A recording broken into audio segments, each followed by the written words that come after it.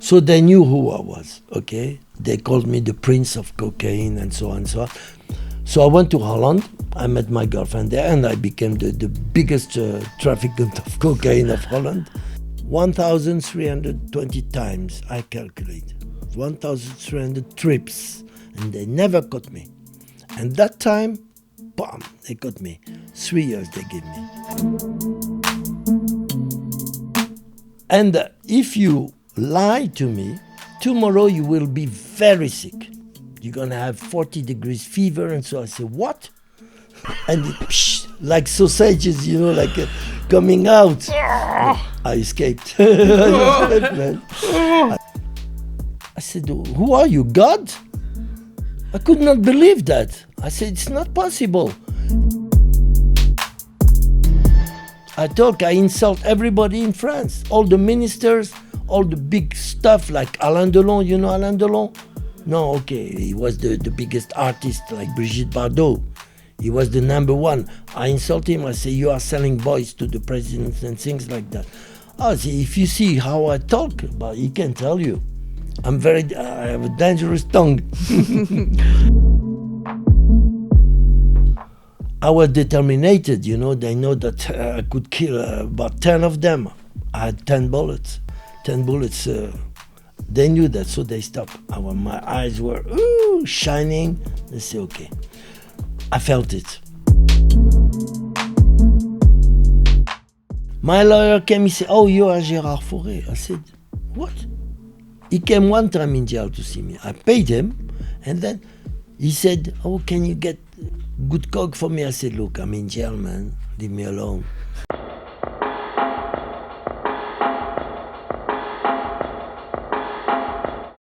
What are we going to do about these hackers, Jen? Have you not heard of Surfshark? Yes, tell the viewers about Surfshark. So Surfshark is an app and browser extension that you can get anywhere in the world. Put your device anywhere in the world. So, for example, if you want to watch all the stuff on American Netflix that is blocked in the UK, click on Surfshark, click on VPN USA, and there you've got it. Access to all these shows early. And stay safe on public Wi-Fi. So you can send and receive files safely. And you can get the best deals on online shopping. So yeah, I heard you can change your virtual location. Which might come in handy with your window being smashed. But it also means if you go overseas, you can, through Surfshark, put in UK and access all your UK stuff. Jen, have you ever had FOMO? Unfortunately, I have had a fear of missing out. Turn on Surfshark and you will never have FOMO again. Click the link in the description box and you will get 85% off and 3 months free. Get Surfshark VPN at surfshark.deals/Shaun. Enter promo code SHAUN for 85% off and 3 months extra. Months free. Thank you for supporting our sponsor. Hope you enjoyed the podcast. All right, you're in for a treat today with Gerard Faure. He's got multi-millions of views on what he's done in the French-speaking world on YouTube. This is his exclusive first interview to the English-speaking world. And the scope and breadth of the story is just breathtaking. I've made a few notes here. We're going to get straight into a story about an English witch that was involved in the human transport of Mongolian kids, and this witch set him up to be, Gerard set him up to be assaulted in a very disgusting way. I'm just being careful because it's the first 5 minutes on YouTube. But that's just one story of many. So Gerard has written 4 books. We've got Fatal Trust, Dealer to Paris High Society, The Prince of Coke, Education of a Villain. Notably, he was the coke dealer to Prime Minister Chirac and the guy who ended up becoming the head of the Minister of Justice. And the stories he's got about prime ministers, politicians, royal family members, high society, people all over the world. I mean, you know, from the coverage we did on Who Killed E on this channel, our minds were blowing, but we're now ready to enter the world of Gerard Faure, first-hand knowledge of what was going on, high society in France. So Huge thank you for coming over and You doing this forgot to interview. say the British royal family. British royal family. Oh, and I also forgot to say, this interview almost never happened. Gerard and his team set off yesterday from France in the morning, and they were stopped and interrogated at 1 in the afternoon. 6 hours. Something to do with the equivalent of the French CIA.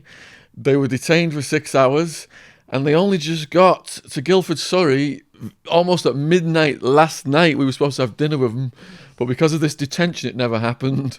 So this is how explosive this information is. They did not want him to land on British soil. Bonjour. The French police, not the British. The British were correct. We passed the border in Calais in 10 minutes, but in France, 6 hours. They kept us. Wow. Just incredible. And what For no ground- reasons. For no reasons. No, they said so. Afterwards, they say, okay, we have no reasons to keep you, you can go. So, after 6 hours, I lost my first boat, my second boat, then I had to go take the third boat, and it took me 6 hours time. It's just incredible. Wow. Gerard, This is France. let's kick off with this story about the English witch. How did you come to meet her? How did? You meet the her. witch. Well, she met me. She called me from Australia. She said she was living in Australia, but it was a lie. She said, I've been traveling all around the world to find you. I said, why? She said, you are my half apple. Do you say Soulmate. that? My soul sister? Okay. I said, oh yeah. But in the picture, she was good looking. I said, why not? But at the end, she was horrible, a monster. Anyhow, I thought, okay, why not? I'd like to meet you, why not? But then I said, but she said, you have to be the 21st of March in England, in Kingsdown. I have to meet you before before midnight. I said, why? She said, we have to meet each other, and then we will become, how do you say that in English? Like ghost? I don't know. And then we will meet the nirvana. You know what is the nirvana? The paradise. Nirvana. So you're going to Nirvana. fuse together and explode into this nirvana state. Exactly. Yes. Well, I believed it because I believe in those things. Okay. I said, listen, 21 of March, it will be possible. But I have, for the moment, I have to go to Spain. I have things to do. I have business going on there. She said, okay, but I watch you. I said, oh, you watch me how? She said, you are under surveillance. I can't believe that. I said, oh. She said, you will see. Okay. I saw. I saw. What happened? Okay, I go to Spain and so, and the 16th of March, like that, she calls me. She said, are you ready to come? I said, yeah, okay. I wanted to see the end of the story. I mean, I was interested. You know, it was so funny, such a thing, you know. It's okay. And then, okay, I take my car because I never take the boat, a boat or what you call a plane. Then I come by car. Okay, I take my car and I stop in Benidorm. Everybody knows Benidorm in Spain. Because I had an ex-girlfriend there, I wanted to see her and so. I said, listen, I'm going to stop in Benidorm for one night for business. She said, oh, business, okay. Then I arrived in Benidorm and I took a room in a hotel where I used to go. Very nice hotel in front of the sea, just at 10 meters from the sea. You know, there was just a small road passing in the middle. Now, then I stop in that hotel. They know me there, and so they know I like to take a room 105 because it's just in front of the sea and so on. So I take the room. I go in the bedroom, and then she calls me. She said, "Oh, thank you for putting me in the room 105. It's a nice place, so I can see the sea."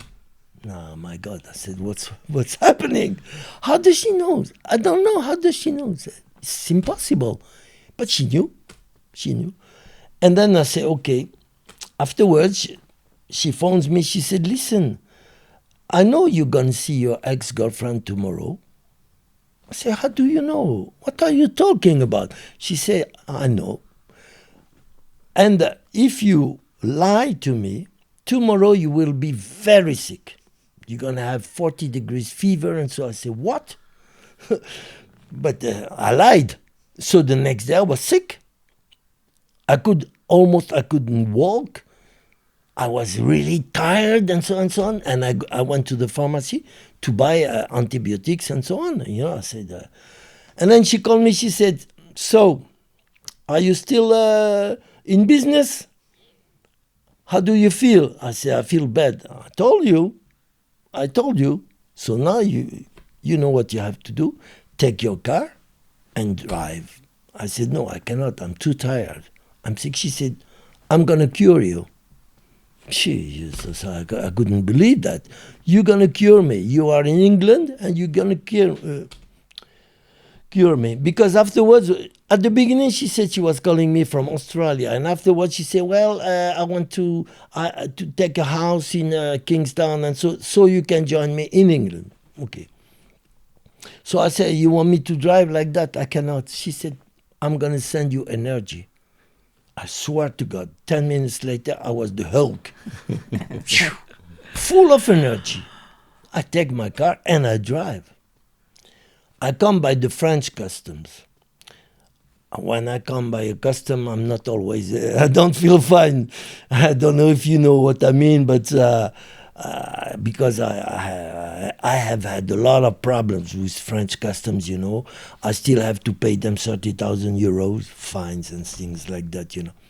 So, in fact, when I come, you know, I don't know what happens. Maybe they can seize me, put me in jail. And no, 5 minutes before I arrive by the French customs, she calls me, she say, drive, don't worry about the customs, everything is okay, you can drive.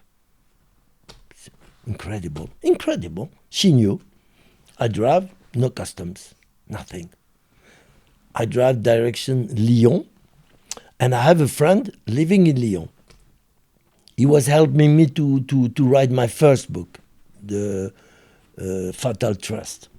So I wanted to sleep in Lyon, but I could not because suddenly, with a storm, you don't believe that.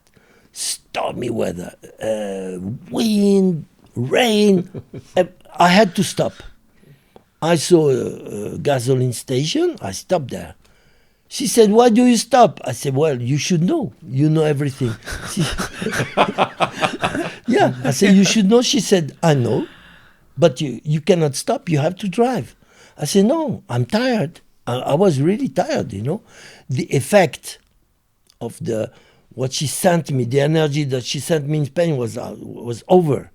So I needed some more. And I had my telephone in my hands, you know. And suddenly my telephone jumped out of my hands. I swear to God, it's true. Like that, it was blue, totally blue. I threw it on my car, you know, on the ground. And then she said, okay, now you can drive. And suddenly I was against the Hulk.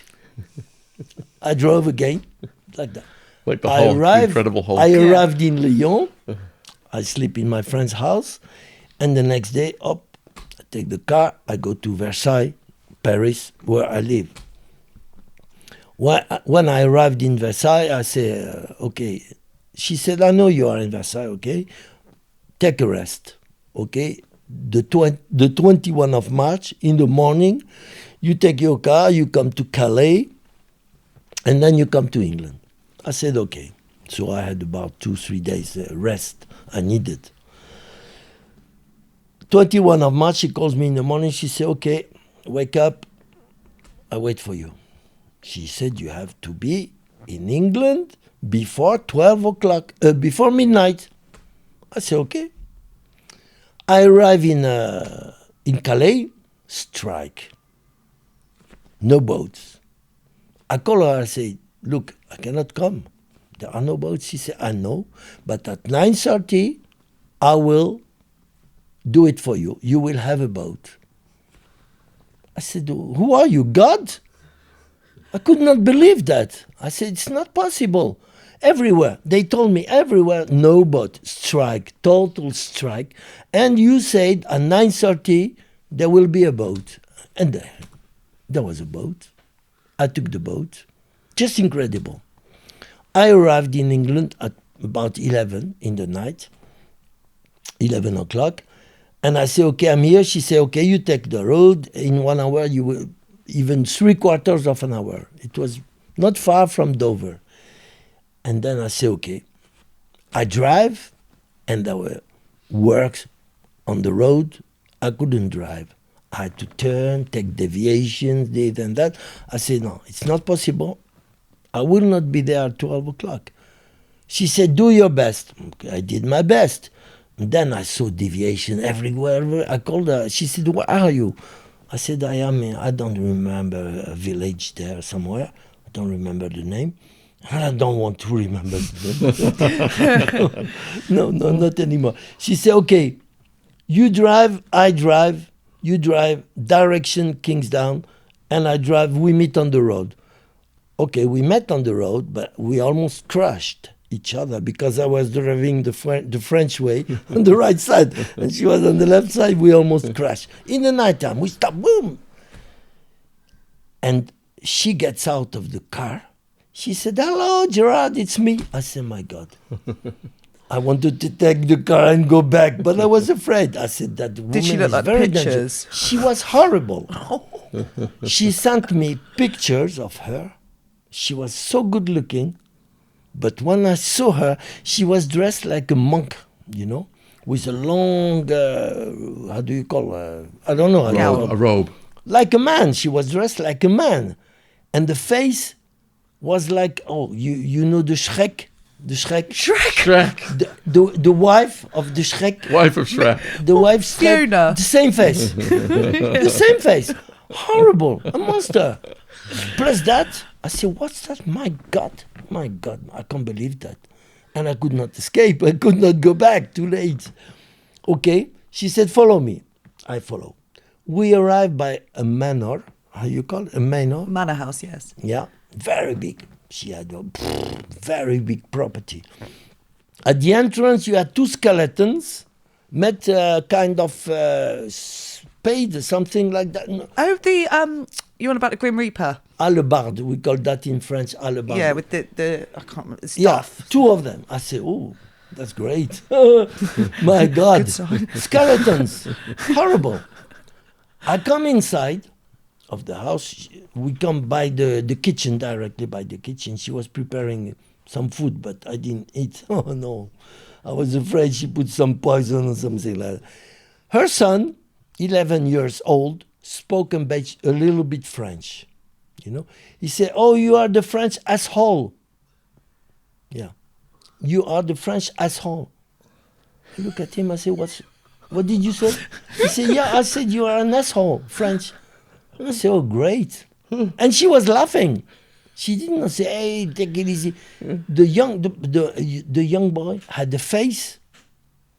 Man, you don't believe it. Blue eyes, horrible. He was a monster, a little demon, a devil. It's horrible. I look at him. I say, huh? I said, no, thank you. I said, I brought you some eggs. You know, for it was how you call that feast? Pack. Easter egg. Yeah. Chocolate egg. Yeah, you have chocolate eggs and things like that. Yeah, Okay. Easter. I brought him for him. He said, you know what you do with those eggs? Put them in your ass, one by one. I swear to God it's true. But he was in the stair, you know, otherwise I would slap him. I look at him, I say, my God. I say, you gave a good education to his son. He said, he lived in France, in Marseille, 1 year. And because he said in asshole in France, huh? You know, in France. What in is French, he asshole in said French? that. He said, you are the French asshole in French. Oh. Not in English. Yeah. He said, c'est toi le trou du cul français. Comme ça. Yeah. In France. I said, oh, you speak French. Nice. You learn the good words in France, huh? And so put your eggs in your ass one by one. And she was laughing. I didn't know what to do. What could I do? I was there like a prisoner. And then, okay, afterwards, I say, okay, I'm tired. I want to sleep. And so, okay, I go to sleep. She sleeps beside me. I was afraid. I almost didn't sleep because I didn't trust that woman. And she wanted to make love. I said, no, I'm very tired. Please, please, please. At 6:30 in the morning, 2 cats are coming to wake me up. With 2 mice, you know. Both of them had the mice. I say, and they woke me up. I say, what's that? She said, you have to take the mice and do like if you are eating them, and then they go. So I had to say, that's good. And then I take the mouse, I give her like that in the morning at 6:30. So you got a mouse hanging out your mouth? Just terrible, man. Right. Okay, so the next day she said, well, let's go to the beach. And so she showed me the beach of Kingstown. It was a nice village. Okay, we come back in the afternoon, about 50 cars there, only very expensive cars like Ferraris, Lotus, Bentley, Rolls Royce. I said, what's that? She said, those are my clients. Big stuff, you know, ministers, all kind of people, lords, and so. I said, your clients? She said, yes, I'm, how do you call that, a witch? Like a psychic almost. How do you say? Like a witch psychic, reads people's palms. Exactly, Yeah. but they were coming for something else. I will tell you. So I was, how do you say that, amazed. It was a very weird situation. You know, I was amazed. What's happening? I couldn't believe what I saw, and so and so. And in the afternoon, she asked me to take a bath with her. I did not. I said, no, I don't want to take a bath. I never take a bath. I take a shower and so. She went in the bath, and she had sex things, you know, like Dildo. How do you call dildo? Dildo. Dildo, yeah, big ones, very big ones. And she did, you know, she masturbated. She said, help me. I said, what? Help me do that? I said, man, maybe dildos like that. Dildos like that. I said, what? And you want me to make love with you afterwards? I don't have such a prick. I'm sorry. Wow. It's horrible. I said, what's that? Brilliant. She said, oh, please, help me. No, okay.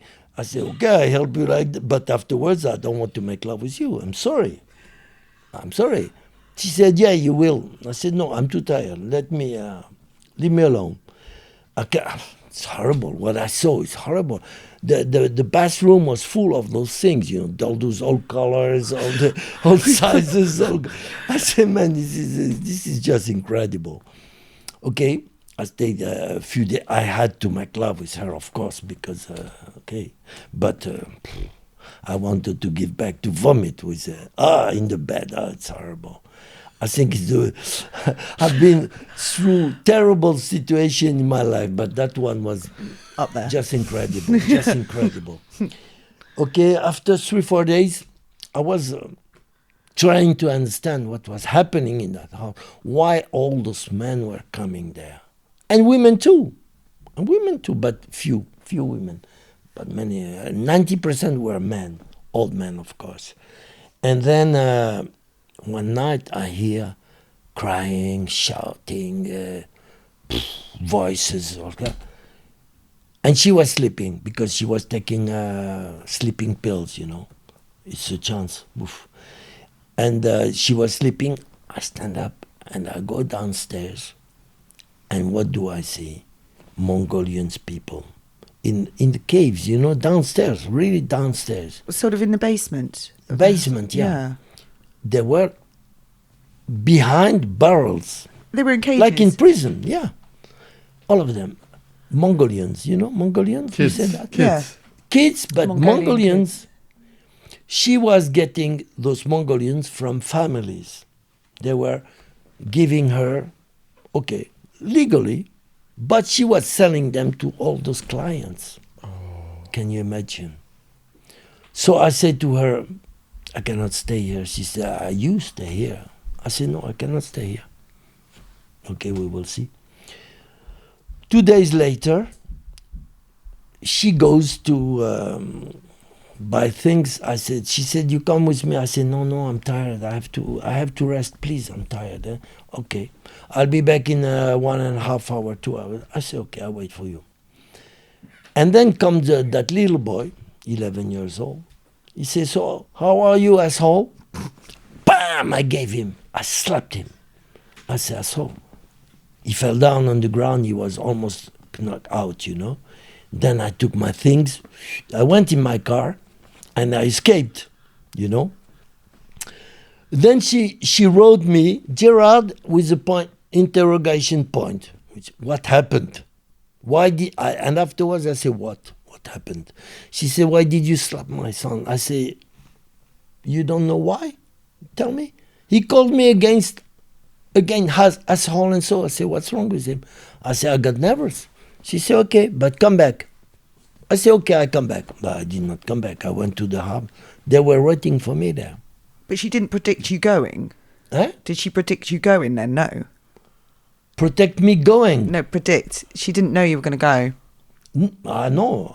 As far as I know, she didn't know. Because she wanted to buy things and so on. She let me in the house like that.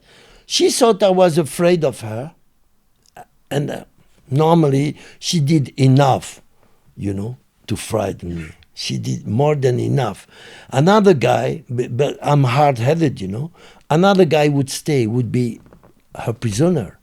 But no, not with me. So who was waiting for you? The customs and the police. Did somebody try to rape you before this in the house? No.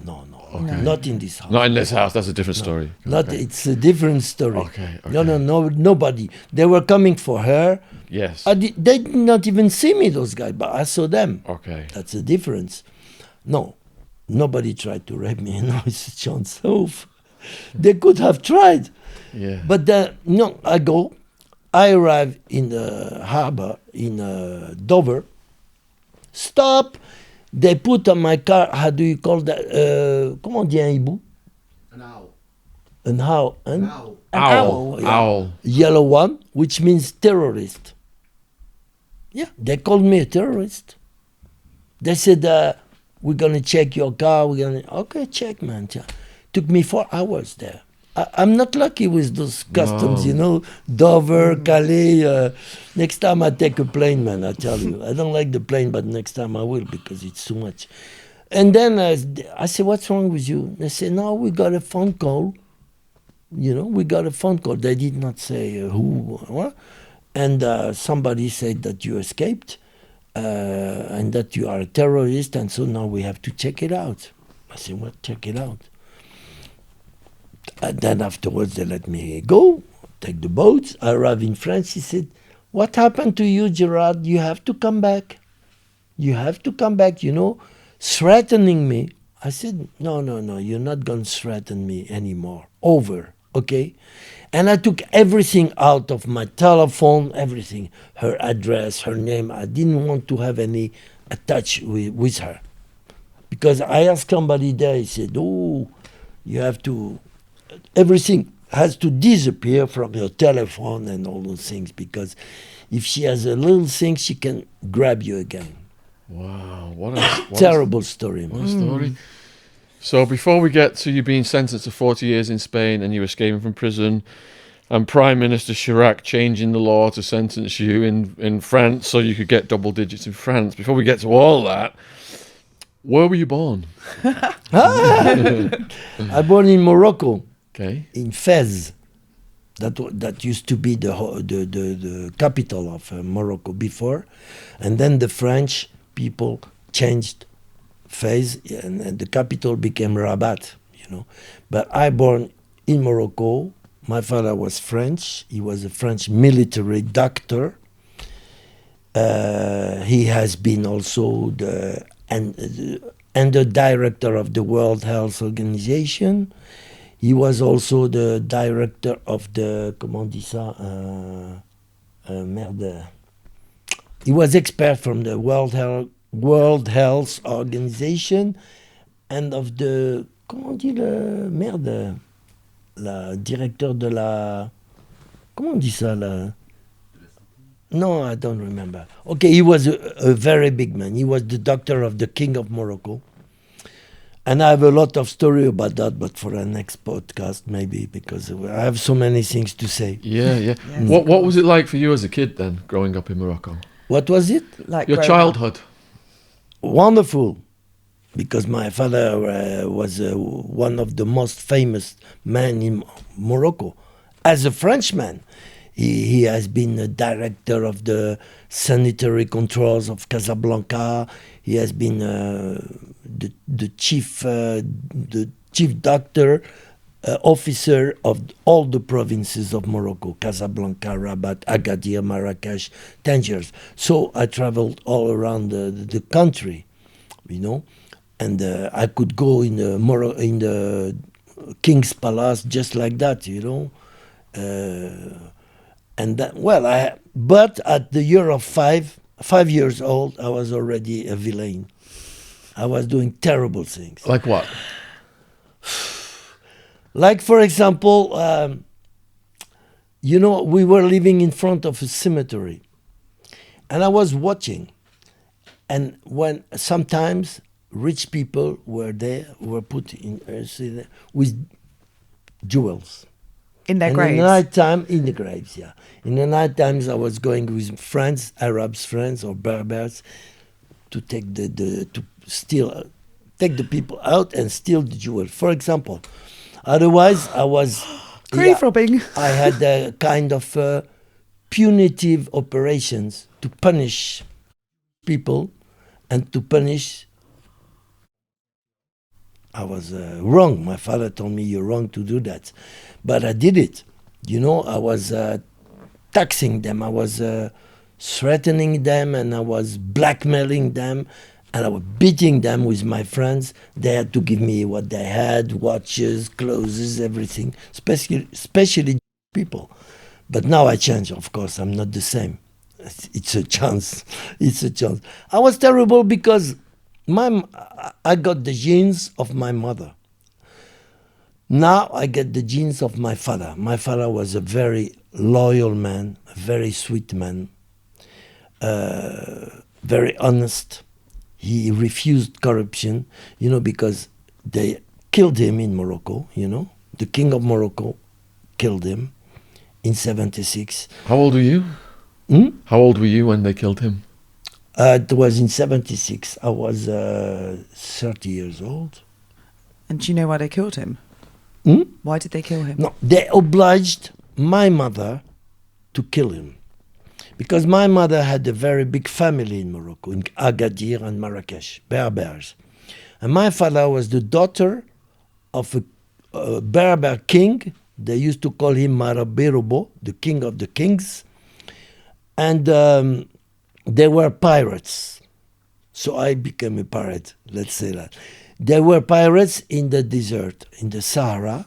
You know, people who were traveling, businessmen and so, they were stopping them and killing them and take because they used to swallow money or golden things and so. Then they used catch them, take the arms and take all so that was the family of my mother.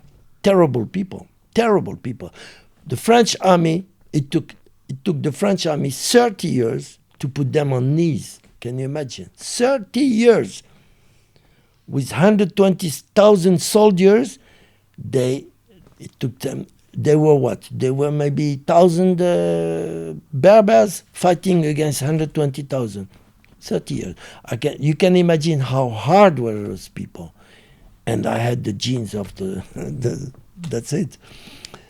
And okay, so the king of Morocco said to my mother, you have to poison your husband.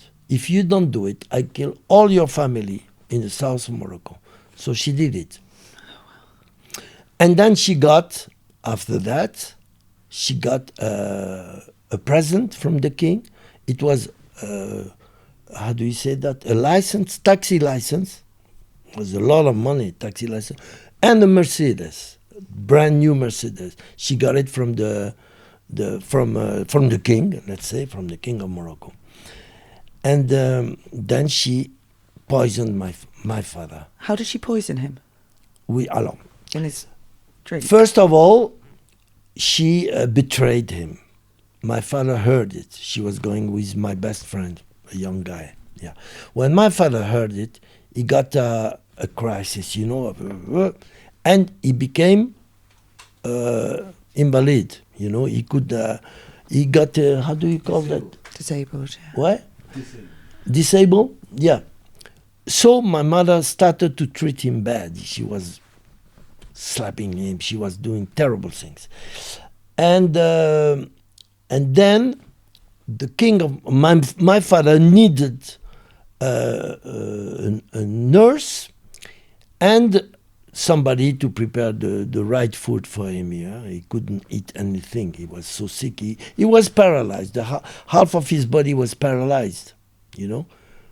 Comment on appelle ça? Stroke. Yeah. So he couldn't defend himself. And I was living in Amsterdam, so I could not help him. So he knew my mother was poisoning him. He knew it, but he decided to die. He didn't want to live anymore. And even the French consul told him, don't go out, because outside there are 3 snipers waiting for you. If you go out of your apartment, you are dead. Why did they want him dead? Because my father wanted to denounce the situation there with Big Pharma and the pharmaceutical lobby, He wanted to denounce everything. They say, because he had a kind of file, and that file, he brought it in 1961, he brought it in France, he let it by a notarist. He said, if they kill me, the file has to go to the French press and other countries. So he knew it, the king of Morocco, and he didn't like to be blackmailed, So he decided to kill my father, but it in a nice way. Not with a gun or with... just like that, poisoned him. But we knew it. So, that's... what else do you want to know? How did that affect you mentally? Terrible. I became... I hated women because I saw what women can do, Because it's your own mum. She was, of course, my own mum. But to see what she did to my father, because my father met her in the desert. And in the desert of Sahara, I told you she was in a tribe, a very important tribe. But when the French people made peace with those guys, with that tribe, that was 30 years later. They came in Morocco in 1905, okay? 1905. Yeah. And then it took them 30 years to put them on knees. So, in 1935, my father was sent in Morocco by the French government. And he was supposed to vaccinate, you say? Yes. To vaccinate people in the Sahara. And he did it. He was not afraid to go in the Sahara on camel or whatever. He learned Moroccan, Arabic, and Berbers to talk to people and so on and so on. And then he came to the village of my mother, the first village. They call it the door of the Sahara. He came there and he saw my mother. She was 11 years old and he fell in love. So my father was a kind of... But all the French people there were because they all married young girls from 10 to 12. They all married. Well, first, it was forbidden for the French people to marry indigenes, natives. It was forbidden for militaries. But my father did it, So they did not punish him, and they accepted, because he did it in a religious way. He married my mother when she was 11 years old. Can you imagine? I call him a... But he was not, because all of them were the same, They all married young girls. It was normal in that time. It was normal, okay. But my mother was, her father was a sort of king, but he was not rich because the French people took everything they had in possession, they took everything for them. So even the title, of king, over to punish them, So my mother was poor when my father met her, But he came in the village to vaccinate them. She refused. She was like me, a rebel already. She refused. She escaped in the mountains, At the end of the vaccination, my father said to her father, he said, well, I didn't see your daughter. Where is she? She has to be vaccinated. He said, well, she's there upstairs in the mountain. You can go and find her. Okay, my father goes. And she was in a tree, shouting and crying because there were hyenas, hyenas? Yeah. Around. They wanted to eat my mother. So she saw that, those hyenas. So my father shot one, the hyenas escaped. And he said to my mother, okay, now you can come down. She said, no, bloody Frenchman, I don't want. But she was in love already with him. She told me afterwards. She was terrible. She had a character, horrible. And then she said, no, I prefer to die and be eaten by those hyenas than go with you, bloody Frenchman, and so on and so on. Okay? He said, okay, fine, thank you. I go, bye-bye. He went a little bit further, and then she started, and the hyenas came because they saw one hyena's dead, blood, and so the eyes were shining, and so. And she got really afraid. Then she said, no, finally I prefer to go with the Frenchman than finish like that. So she started to shout again. She knew my father was hiding himself. And my father came back. He said, so now you understand? She said, okay, I'll go with you. They arrived in the village. And my father said to her father, he said, okay, you know what? I'm in love with your daughter. I want to marry her. I said, no way. I don't give my daughter to a Frenchman. He said, okay. He sent them to prison, a few weeks, the whole family. He said, well, you stay in jail until you change your mind. It took a few weeks, and he changed his mind. He said, okay, you can take my... Yeah, he said, okay, you can take my daughter, but be careful, treat her good. He said, don't worry. And then, but in that time, my father had a girlfriend already. He brought her from France, from Normandy. And she was pregnant. Yeah. But he knew that when he was going to work in the Sahara to vaccinate people, she was, let me say the dirty word, fucking with everybody. All the French militaries, in his back. So he knew it. Okay, she was pregnant. I have a half brother who is, I think, actually, at the moment, he's, I think so, ambassador of France in Japan. He has been also ambassador of France in Morocco. A very important man, but he's my half brother. She was pregnant. My father said, when he brought my mother, younger, she said, why do you bring that girl here? He said, I want to make her a slave, a domestic, I'm going to teach her how to cook. He did not tell her the truth. And when she was 15, my mother, because he was not allowed to marry her until 15 years, Okay, that was a law. A barbarian law and even a French law. When he was ready to marry my mother, he said to the Normandian girls, he said, okay, now you go back to France. I don't want to see you anymore. She didn't want to go. She stayed there and started to be a prostitute. Yeah, for money. Before she was doing for free, but afterwards for money. So my father tried to expel her out of Morocco. He did. And afterwards, we never heard about her. And then he married my mother, and then you can see I born. What was your first introduction to drugs? That was in 1972.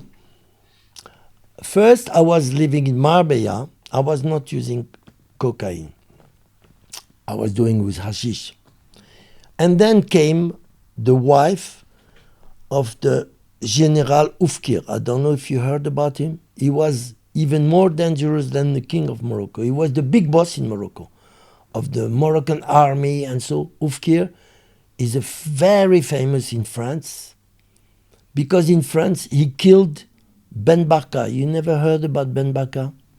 Ben Barka was a dissident. He was the chief of the Communist Party in Morocco. And once he came in France, and even the French police helped the general to kill him. The General Oufkir was the most dangerous man in the world. He knows about him. Right? He's very, very famous. And the General Oufkir, I will talk about him later on with the royal family. You will see. Well, I slept with his wife. She was the most beautiful woman of Morocco, and she was in love with me. How did you meet her? She met me. She arranged it. Because she knew me. In Morocco, everybody knew me. She knew me, and she wanted to sleep with me. So she came in Marbella.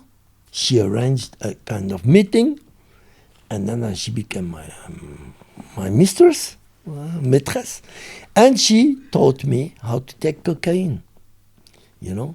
And I liked it because she had good coke. And afterwards she left, she went to Morocco, she went to jail. The king of Morocco gave her 25 years jail.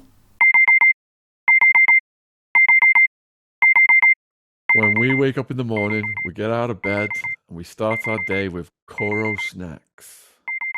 Coro is a healthy snacks brand focusing on bringing additive-free, natural ingredients to their customers with fair prices in bulk packaging. They have everything from nut butters to free from baking ingredients to cooking essentials and, of course, the snacks. And the energy balls are delicious. They're my favourite, the salted pistachio. Can't wait to have this morning. Let's see what this one tastes like. Cheers. Cheers. So what makes Coro special in comparison to others? Their bulk packaging allow them to offer their customers high quality products at a fair price. For a 5% discount on Coro's products, use the code TRUECRIME with no space in between true and crime. The link to Coro's online shop is in the description box on YouTube. Thanks for supporting our sponsor. It's a very famous story. He kept her in jail and the whole family. He killed the General Oufkir because he tried to putsch, you know, a coup d'etat. He tried to kill the king. He did not succeed. And then we will come to the royal family afterwards. Yeah, he's involved in it. So at this point in your story then, prior to doing cocaine, did you have any trouble with the police? Were you ever arrested? Not in Spain. I went to, because I wanted coke, and in Spain it was not to find. You could not find it in Spain, nowhere. So I went to Holland, the paradise of cocaine. And I met a girl there, I married her, you know. When the wife of the General Oufkir went to jail, I left Spain because they could also involve me in the putsch, you know. And I didn't want to have troubles with the king of Morocco in that time. He was dangerous. He was a killer. Hassan II was a monster. So I went to Holland. I met my girlfriend there, and I became the biggest trafficant of cocaine of Holland. Overnight? How did that happen? How quickly? How did that happen? What do you mean? So going from just taking cocaine to becoming the biggest, I met describe the in between. It's a good question. I mean, I speak perfectly Spanish, of course. I lived almost 14 years in Spain. So in Spain, in Holland, I met South American people, you know. I was buying from them and I was selling everywhere. Colombian people. Oh, not only Colombian, you know, they have very good coke in Venezuela. Oh, yeah, Venezuela. One of the Ecuador, best. yeah. In Peru, they have the best one. We call Yeah. it écaille de poisson, which is shining, huh? Fish scale cocaine. Fish scale. Fish scale, yeah. I've got that never. shine. That's the to best. it. That's the Got that one I shine was to it, selling yeah. to Chirac, the president of France. He loved it. Oh, Yeah. it's president, isn't it, in France, not prime minister. President Chirac. Yeah, he became president two Yeah, times. Yeah, yeah. 2 times. Put that in the title. And President I have Chirac's cocaine. a funny story about Chirac. Go on. Because I can imagine that you want to hear the story. The best friend of Chirac was the president of the Center Party in France. You know, between socialist and the right party, we had the middle party. I don't know how you call that in England. Conservative. In the middle. So Conservatives right, Conservative Labour's left. on the And then right. we had Socialists are on the left. They In kind of the sit middle. on the fence, yeah. Okay. Liberals. There we go. Liberals. Liberals. Okay. Jacques Barrault. He was called Barrault. Okay. That was the son of a bitch, that guy. He was doing all kind of shit. And he was minister, and he was the chief of one of the biggest party in France. But he was really a bandit, man, a villain, even worse than me. Yeah, and he was the best friend of Chirac, of course. And once he said, because I was selling him stolen costumes, you know, good marks, you know, very expensive one, and all kind of things. He was buying everything, making business with all the deputies, the senators. He was selling them all kind, and I was selling him coke. So once he paid me the coke with 2 checks from Chirac. The checks were from Chirac, in the name of Chirac. Chirac paid him, I don't know what, with those checks, but he gave me the checks. And then he said to Chirac, oh, I gave the checks to Gerard Faure. He said, oh, you're crazy, man. Give my checks to a dealer and so no. So he refused to pay the checks. Okay. It was about 18,000 francs. Oh, quite a lot of money. I said, you don't want to pay me? Oh, okay, I'll wait for you. I will catch you. And then once they phoned me, there was a big party in the house of Dassault. You know Dassault? The plane fighter constructor. He was Dassault was the most famous man. He was building plane fighters, you know? Fighter jets. Like Mirage, like all kind. He was rich. He had a very big property. So the chauffeur, the driver of Chirac, he calls me, he said, Gerard, we need 100 grams. I said, okay. I had 50 grams at home left. I said, it's the right time to screw him, to screw Chirac. I put 50 grams of mannitol. You know what is mannitol? You should know. No, you don't know? To cut the coke. It's a mannitol. Yeah. Mannitol. Yeah, it's a kind of laxative. Yes. Can you imagine? Already cocaine, if you know about it, cocaine is already a laxative. When you you go to toilet. Plus 50 grams. So can you imagine? I bring 100 grams in the property, and I wanted to see what happens. And it was a big mess, man, I tell you. All those women dressed with very expensive skirts and so and so, running to find a place to relieve themselves, man. Just incredible. I almost died that day of laughing. I was on the ground, man, vomiting too. Everybody, all those men with smokings and things, and those women dressed with very expensive skirts. I almost died. But he let me pay. Yeah. And that's why they arrested me and I got 15 years. Okay, before we get to that, let's go back then. You said you're taking coke, you're in Amsterdam, you got married, and then you become the biggest. You've met connections out of Peru, was it? Bolivia? How did you meet these guys and how did you establish this relationship? I met them in South American restaurants. Everybody wanted to make business with me because I was very sympathetic, I was correct, and I spoke Spanish. They knew I was not a policeman, I was not working for the police. That was very important. You know, so they were, all of them, they were proposing me, you want the best coke, okay. So I became the biggest dealer of Holland. Slow down. Yeah. They talk to you and they're all competing for your business. How did you get that first shipment? How did you get it back And how to much Europe? was the shipment First shipment. I had nothing to do. The first shipment First shipment. Tell us that story. by ship. However you sent it back. But first- what do the you first- call a shipment? That they Quantity. send me Yeah, The coke. quantity. The first time you send the quantity back. In a bad way, man. Oh, come on, tell us. Very bad way. Tell us. In the stomach of dead babies. What? Yes, but I'm not ashamed of it because I went to Brazil, to the Jivaros, Indians. They were using dead babies as bibelots, as decoration. Yeah, they said we keep them at home. They, I don't know how they did to keep them Mummified babies. Yeah, mummified. Mummified babies. Yeah. I said it in my book. They were coming in Holland with those babies full of cocaine, but they were dressed and they had things that that babies are using. Dummy. They were coming, okay, they passed like that, but afterwards I had to stop. And then the next How long did that work for?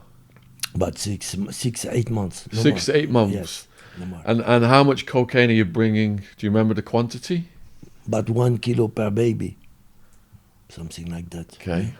But afterwards, I had a friend in Marbella. He had a big yacht, a big boat, and he was from the Italian mafia.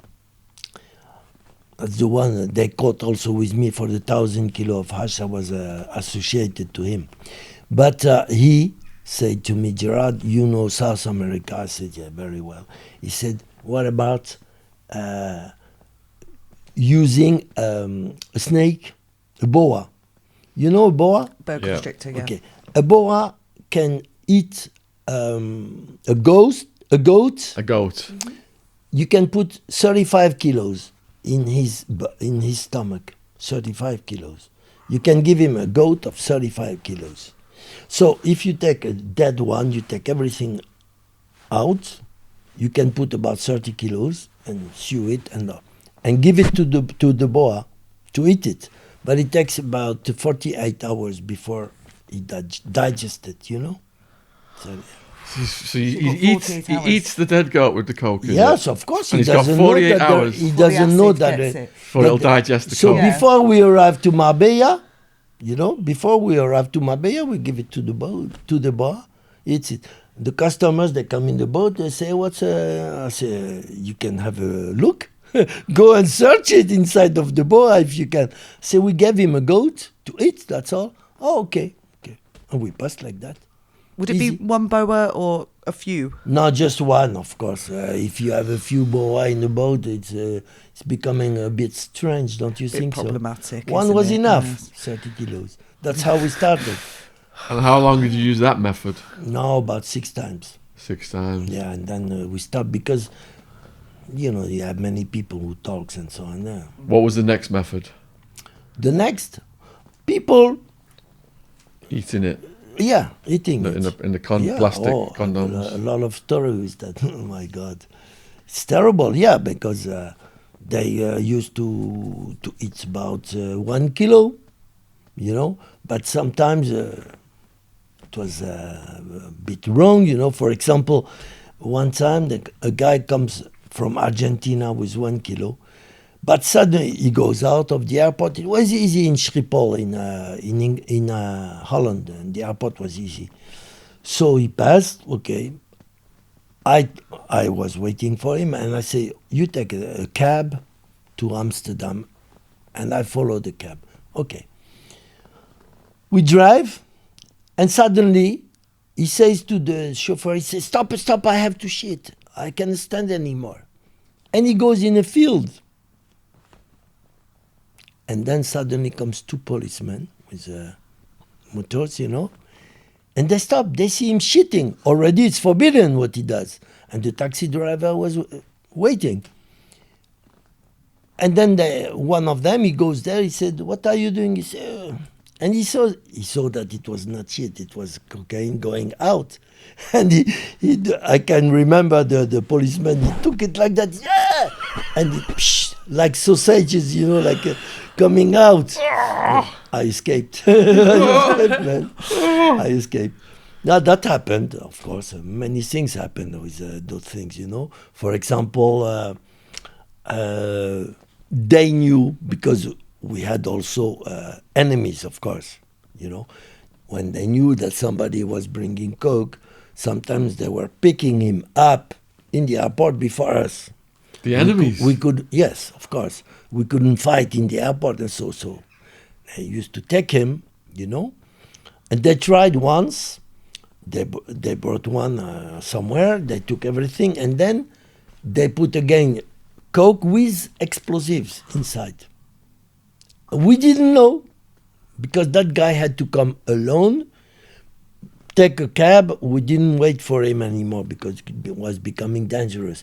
When they caught that guy with the cab, so they started to watch in the airport who was waiting for those guys, So we said to them, okay, you come in Holland, you take a cab, and we see you in Amsterdam.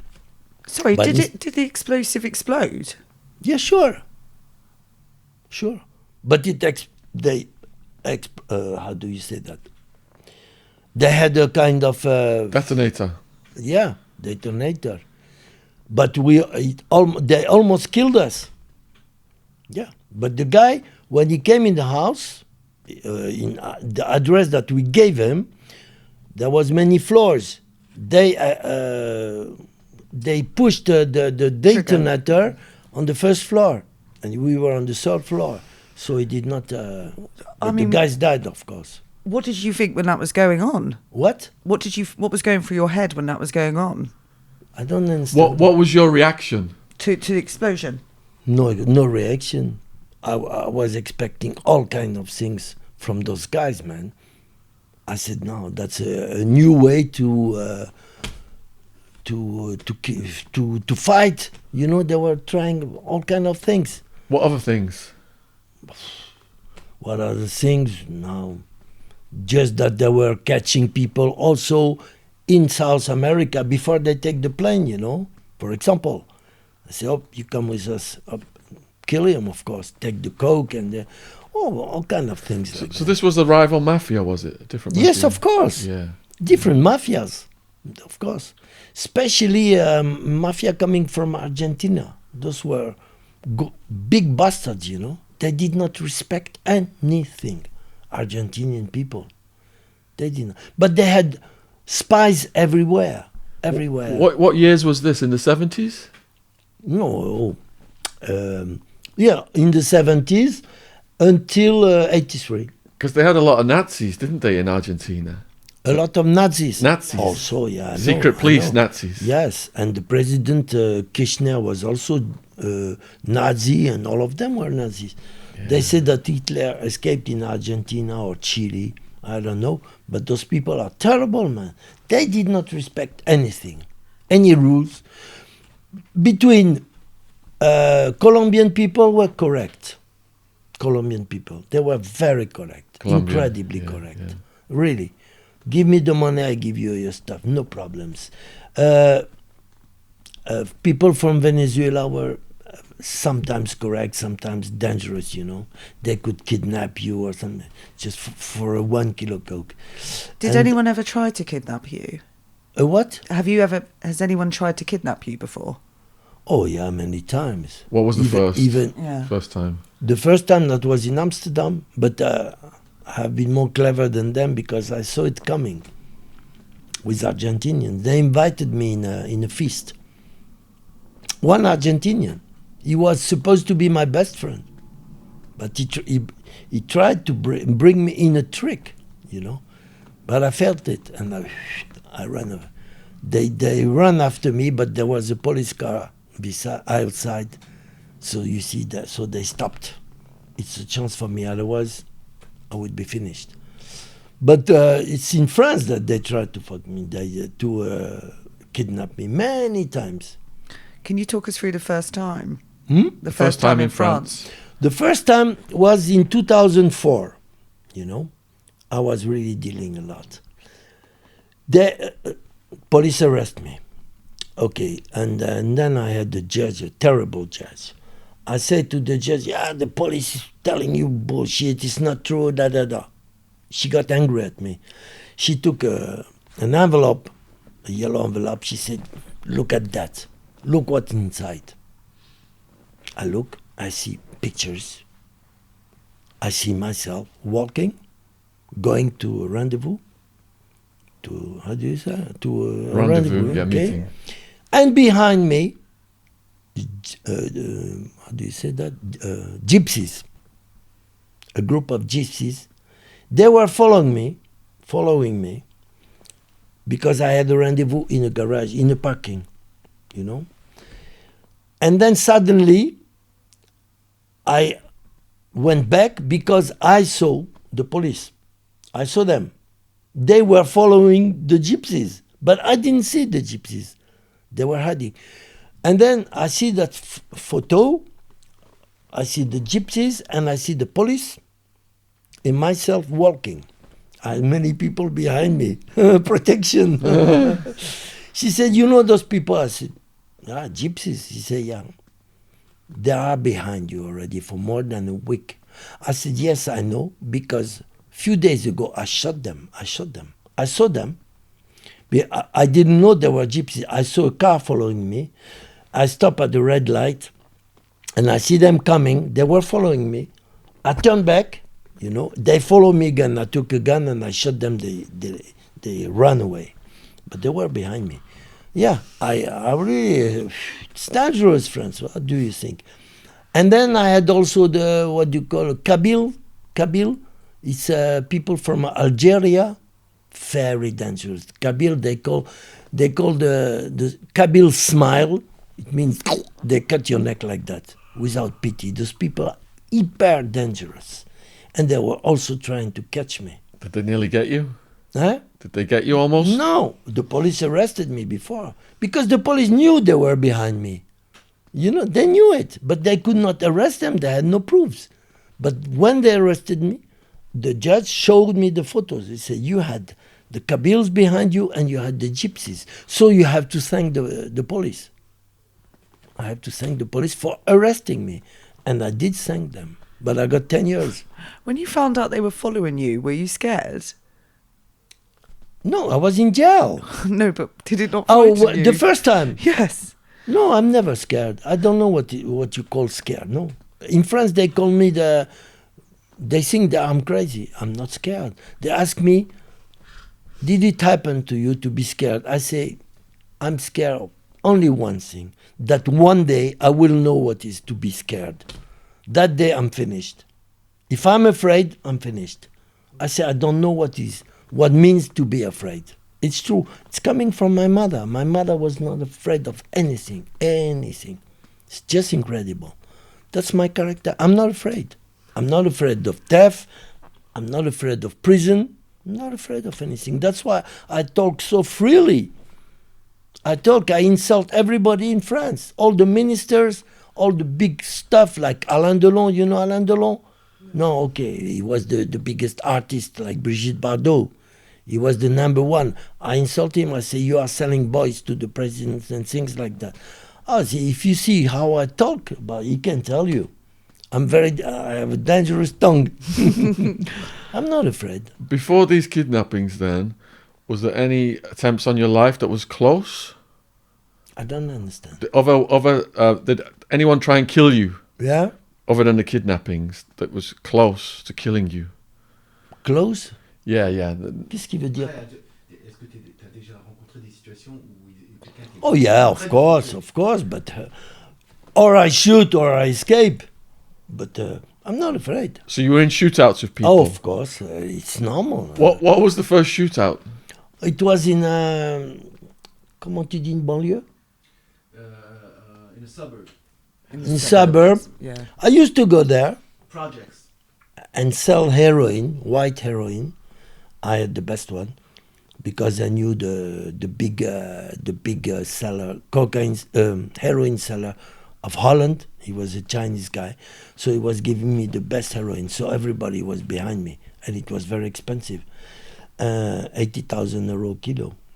So of course, one day I am solicited by those guys who were buying from me, but there were 15. and I was just with one friend, but I had guns on me. It was 3:30 in the night time, you know. I saw that something was wrong. They were a little bit on nerves, you know. And then I took my gun. I said, and somebody is not happy? No problem. I said, okay, I go, bye-bye. But they were already ready to attack me. I could see it. They had knives, they had guns too, but I was determined, you know. They know that I could kill about 10 of them. I had 10 bullets. 10 bullets. They knew that, so they stopped. My eyes were shining. They say, okay. I felt it. But, yeah, another time too, but it was with false money, you know. Same thing. But then I ran with a friend of mine, and he broke his knee, and so we escaped because there were too many. No, it happened many times. It's normal when you make business in France, and they know you have also you have always kilos of coke. So of course they try to kill you or to kidnap you. It's normal. Did you have bodyguards? No, never. I am myself my own bodyguard, and I am the best bodyguard. Believe me. What gives you this sense of trouble before it happens? How are you so aware? I don't know. Of the trouble before it happens? I don't know. Wasn't that witch friend? I'm aware of everything. Even now, I'm aware of things. What is going to happen? For example, I'm like how do you say voyant? Psychic. Psychic. Comment tu dis? A psychic. A psychic. I predict things. I predict what's going to happen in France in October, and it's happening. What I said a few months ago, this is going to happen in France in August, in September, and it's happening. I don't know what's happening. Everybody is amazed of what I say. I say things, they say, no. How do you know? I know. Because I said in a podcast, I said that before I made acquaintance with the devil, and I became his best friend. And now I'm his worst enemy, because I came back in the right side, you know. I'm against pedophiles. That is what I'm doing at the moment. I'm fighting against pedophiles, and I'm gonna have them all, because I have informations about people. I don't know where it's coming from. I swear to God, I don't know. I think maybe people will think that I'm crazy also. No, I'm not crazy at all. I'm sane, 100%. When I sleep, I get informations coming from where I don't know. I cannot explain. But I know that guy, I have to attack him. That. So the next one is the one who replaced Epstein in France. He's a very dangerous guy. He knows that I'm looking for him. He escaped from France. He's hiding in Thailand because he's afraid. He knows if I catch him, because he raped my wife and the son of my wife, 8 years old, in 1996 with 25 guys. He sold, before that, he sold my wife. Okay, I explain you. Normally, at the beginning, I was his friend. We were friendly, okay? He had a hotel 5 stars in Paris, Champs-Élysées. Right? He was rich, but he had, on that hotel, all above, he had young boys from 4 to 12 years. He was going to Brazil to pick them up with the mothers, and he had rooms for them. And he was selling those young boys to Arabs, you know, during 3, 4, 5 years. And then, when those young boys could not stand it anymore, he was selling them to Satanists to kill them. And afterwards, he was buying again the dead boys that he sold to the Satanists for the organs, to sell the organs to those Arabs. A monster. Yeah, it's horrible. I'm going to catch him. I know his name, and I have his picture. My next book will be half for him to explain what he did. And if the French police doesn't arrest him, I'm going to denounce them all, because he had many protections. But I sent already one. His biggest protection was a commissariat of police, in Paris, of the Champs-Élysées areas. He was protecting him. And that guy, I sent him to jail for 8 years. He got 8 years because I had proofs. But now I'm waiting for the others. And How did he capture your wife and child? That's a good question. I was sending him, he was my best client in cocaine in Paris. He was taking every week 500 grams. He was paying very good. So 2 kilos a month. Normally, I used to bring it myself to him. He was paying me. One day, I catch how you call it, disease, grippe. Comment tu dis la grippe déjà? Grippe. Hein?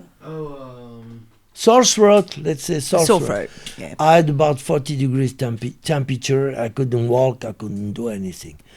And he was waiting for me.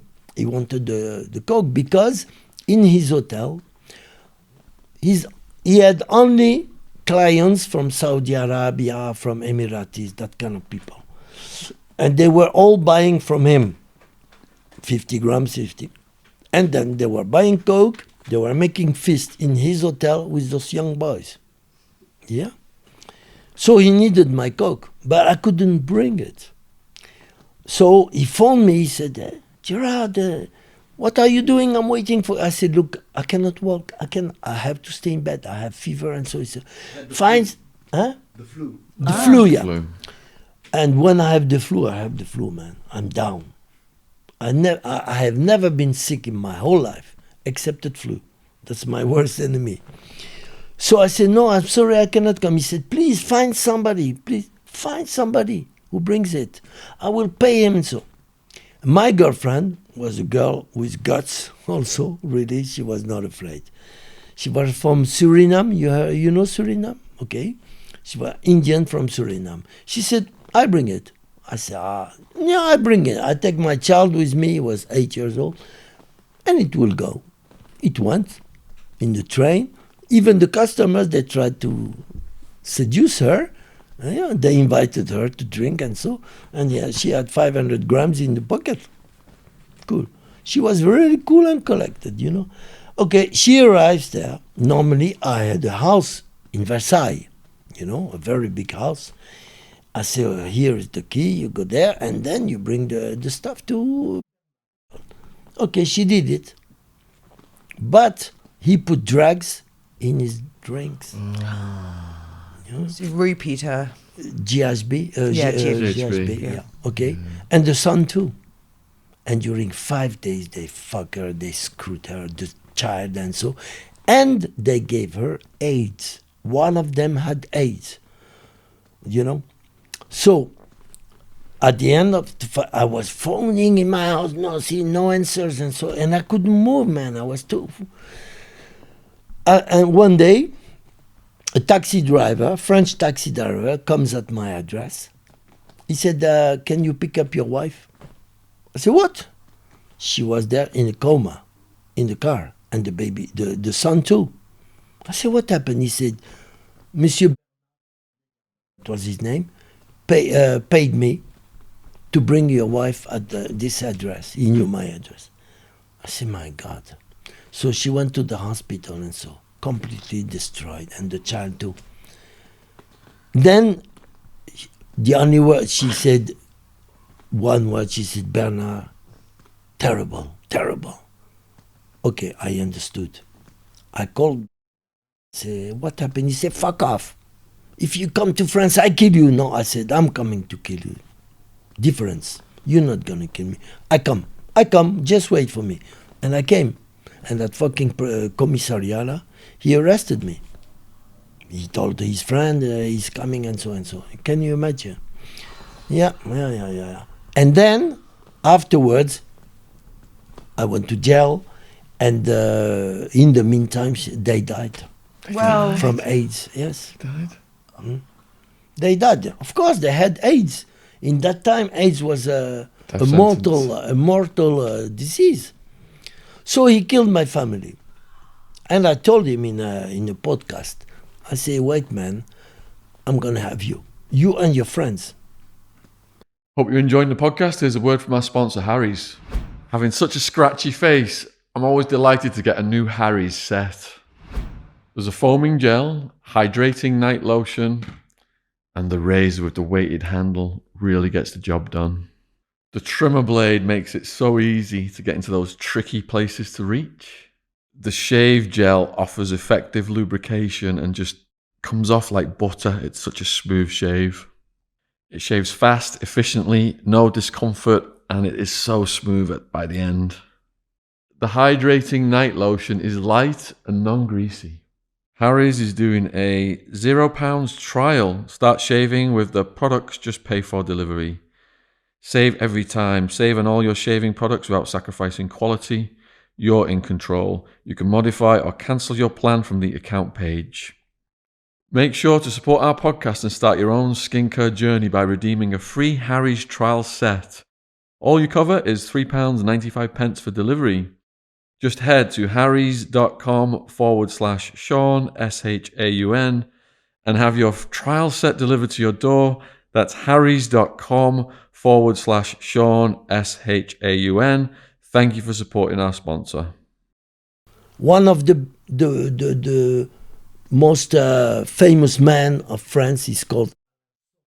He's famous in France. He wrote many books and is his partner. So he's still rape. alive, this man. He's still alive, but he knows I'm looking for him. So he escaped. He's hiding in Switzerland. They all know that I'm going to kill them. If I catch them, they hide themselves. I have provoked him. I said, man, if you are a man, you come in my house. Here is my address. Come, please. We have to discuss. He did not come. He sent me his secretary, a young boy. And the young boy said to me, Gerard, don't be friends with him, please. He's my boss, but I like you. And I tell you, don't be friends with him. He wants you to be friends. I said, no, we'll never become friends with him. I invited him. I said, we go in my parking, subterranean, and we have to discuss. He never came. But I'm going to have him. The other one in Thailand too.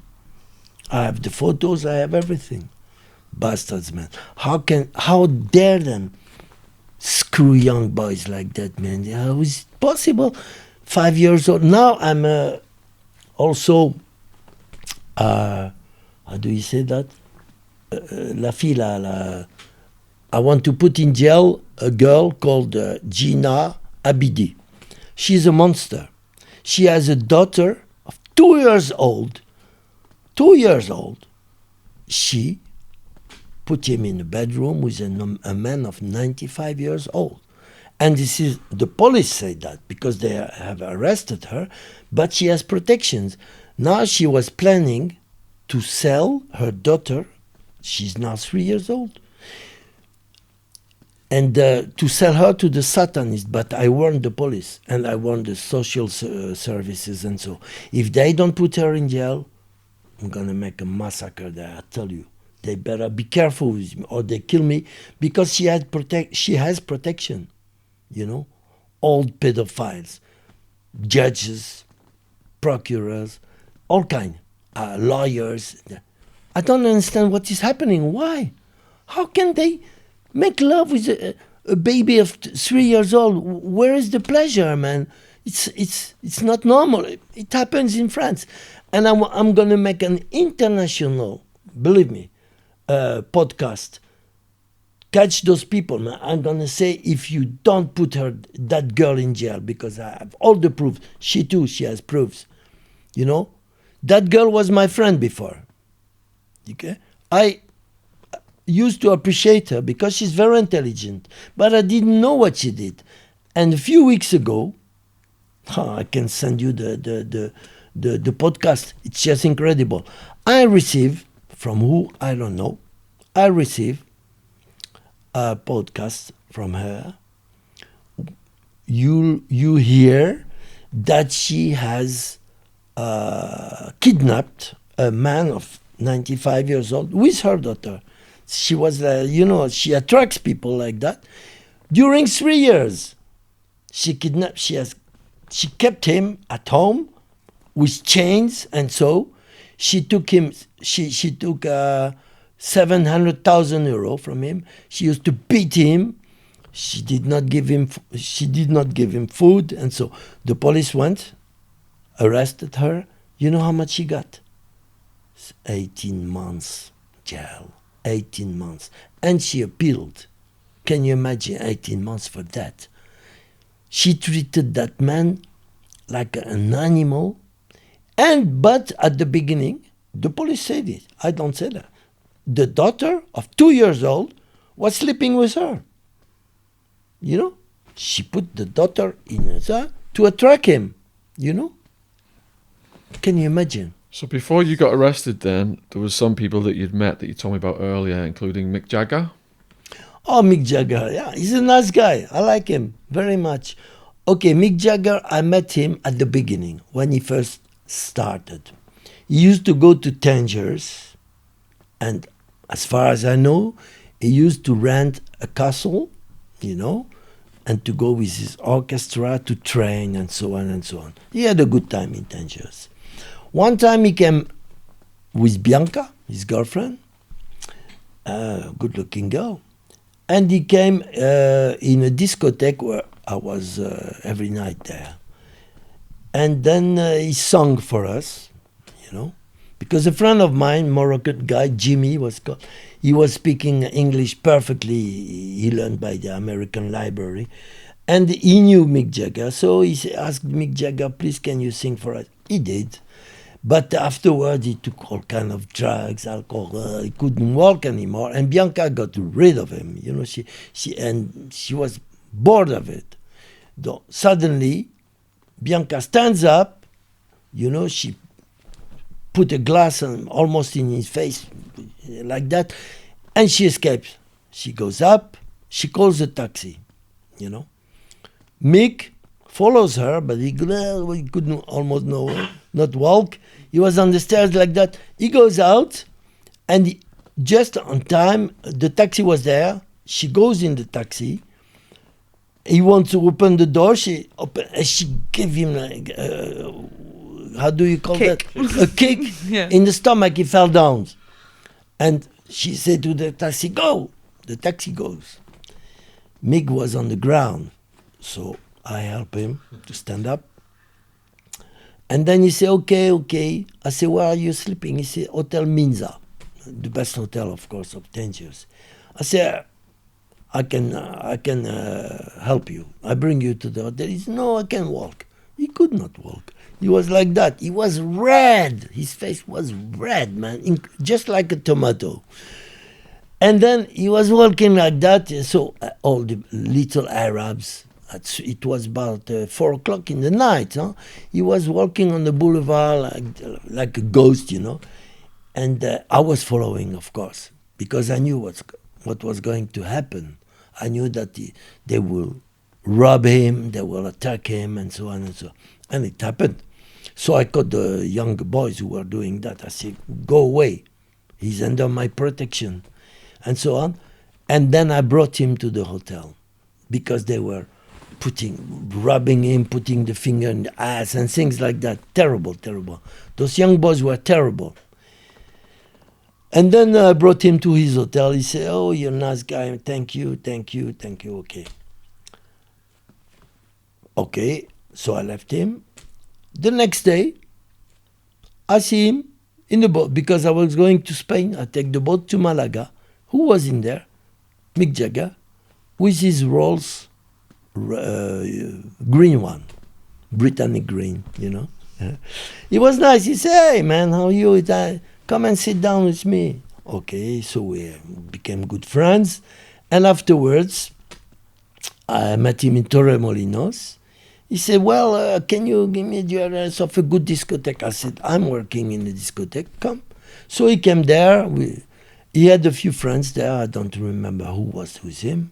2 guys, probably the guys who were in the orchestra or something like that. I don't remember. I just remember him. So we had a good time in discotheque. He said, Gerard, you come in England, you call me. You call me, eh? Okay. And once I went to England, it was Carnaby Street, I think, the time of Carnaby Street. I went to see Robert Stewart. You know who he is. Yeah, movie director Robert Stigwood. So you're still a fan of the Stones, I got to ask? Hmm? You're still a massive fan of the Rolling Stones? He's still alive. Mick Jagger? No, I'm talking about Robert Stigwood. Yeah, Mick Jagger is a very nice guy. He spoke French with me. I was a decent guy, you know. He tried to be nice to me. I said, no, you can speak English. I don't care. It's not a problem. Okay. Then I met him again in the house of Robert Stigwood. Movie director. Yeah, movie director. He's the one who made the theater, you know, like Jesus Christ Superstar, O Calcutta, and then the film Grease, Saturday Night Fever with Travolta. I should have been the Travolta, but I had to sleep with him and I refused. He said, you sleep with me, you become my boyfriend, and I give you a brand new Mercedes. There was on the park about 20 cars. He said, you choose the one you want. I said, I like the Mercedes. He said, I gave it to you, but you become my friend. And one night, he used to receive Mick Jagger, Eric Clapton, Gigi Cale, the Bee Gees, and sometimes Paul McCartney. I met them all there. In his house, I describe it on my books, all the ceremonies, what happened there in this house. It was a manor, I tell you, renewed, very big manor, wonderful. Wonderful. What ceremonies? What Parties, ceremonies? No, Parties. Yes. How do you say manor? A mansion. Mansion. A mansion? Yeah. Okay, it was a mansion renewed and very big inside. He gave me a room where there was about 30 kilos of gold. You know, all the 33 towers of Elvis Presley, golden one. Many of them. I wanted to steal them, but it was impossible, man, to get out of that house. It was terrible. They tried to rape me. How did that happen? It happened that he gave me not cocaine. It was comment tu dis là? Amphetamines. La bulle là, Grass. grass. Weed. But strong weed, but very strong. My cousin was with me because I met Robert Stigwood in Tangiers, you know, in front of the Hotel Minza, where Mick Jagger used to sleep. My cousin had an antiques shop, you know, and Robert Stigwood was there. He came in the shop. He saw me. He saw my cousin, who was a very good-looking guy. He said, hey, you guys, you are the boss? I said, yeah, I'm the boss. He said, if I buy for $50,000 antiques, would you bring it to England? I said, why not? Why not? You are invited 15 days. It was Christmas, New Year, and so on. 15 days. I said, why not? So we took the plane, and a Rolls Royce with a chauffeur was waiting for us in Heathrow. Okay, so he let us visit the whole time, and so we came there. At the beginning, he was very nice, Robert Stigwood. But for New Year, that's the feast, all his friends were there. They were playing billiard. They were normal, but afterwards, with drugs and very strong weed, they became a bit aggressive. So my cousin saw it. He went to sleep, and he knocked himself inside, you know. I did not see it. At the same moment, I saw, why do you go to sleep? He said, I don't like the ambience, you know. I stayed, and when I saw that they were becoming a bit aggressive with me, you know, and so I went up, but I did not close the door. So Robert Stigwood came, you know. He jumped on me. He took my prick. And so, because I gave him a knock in the stomach, he fell against the wall. And then the others came. I don't remember who they were. Maybe the bitches and so, because it was dark, you know. So they came in the room, so I started to fight and beat them all. They were completely out. Me too, but when I fight, I fight. I'm like a tiger, man. So I beat them. So the majordome came. How do you... Major Domo, butler. Yeah. Butler. How do you call it? Butler. Butler. Yeah. He came, he said, okay, stop it, please. He said, 6:30, you go away. Take your things and go away. I said, okay. I said, you come and pick me up? He said, yeah, I'll bring you to the airport. And I left. But Robert Stigwood was a nice guy, but when he uses drugs, it's horrible. Changes him. It's horrible. Voilà. He knew I was not homosexual, but he tried. He jumped on me. He tried to rape me. And those guys who were behind me, 2 guys, I don't know who they were. I don't know. I just beat them with my head. Boom! Yeah, that was my way of fighting. Boom! On the ground. Over. And it's a chance, otherwise they would have raped me, you know. Lucky. So I lost my job in the films and so. He said, if you become my boyfriend, I teach you how to dance and so you're going to be my first artist and so. Look, Travolta took my place. So I suppose that Travolta slept with him, of course. Yeah, so I don't care about him. Yeah. For me, he's a homosexual. So what? I don't care about homosexual. It's their lives. It's their sexuality. As long as they don't bother with me, okay, never mind. Everyone has his own sexuality. I have nothing to say. Who am I to criticize or to say, no, that's not good one? No. But don't try to rape me, man. So where did you go after you got on the plane? Where did you go from there? What? Where did you go next Next. after the Stigwood? I went back to my house in Paris. And then how did you get introduced to selling coke to politicians? I told you with that fucker, that Jacques Barrot, who was the who was the boss of the Centrum party. Centrum. He's the one who introduced me to Chirac and everybody. I was a good player in backgammon, you know. So he invited me in the racing club of France. There, Chirac was there, all the ministers were there, and I was playing backgammon with Chirac and all those people. And in this club, it was a very private club, with swimming pools, all kind of things. I had 2 girls there working for me. I mean, they were selling coke for me because they had good. Everybody was using coke in France. Everybody is using coke. Did President Chirac snort cocaine in front of you? No, never. No, he never did. But he did snore a lot. He was. He goes to toilet when he wants to snore, of course. No, I never saw him. I never saw all those guys accepted that Jacques Barrot was he didn't care, that one. He didn't care.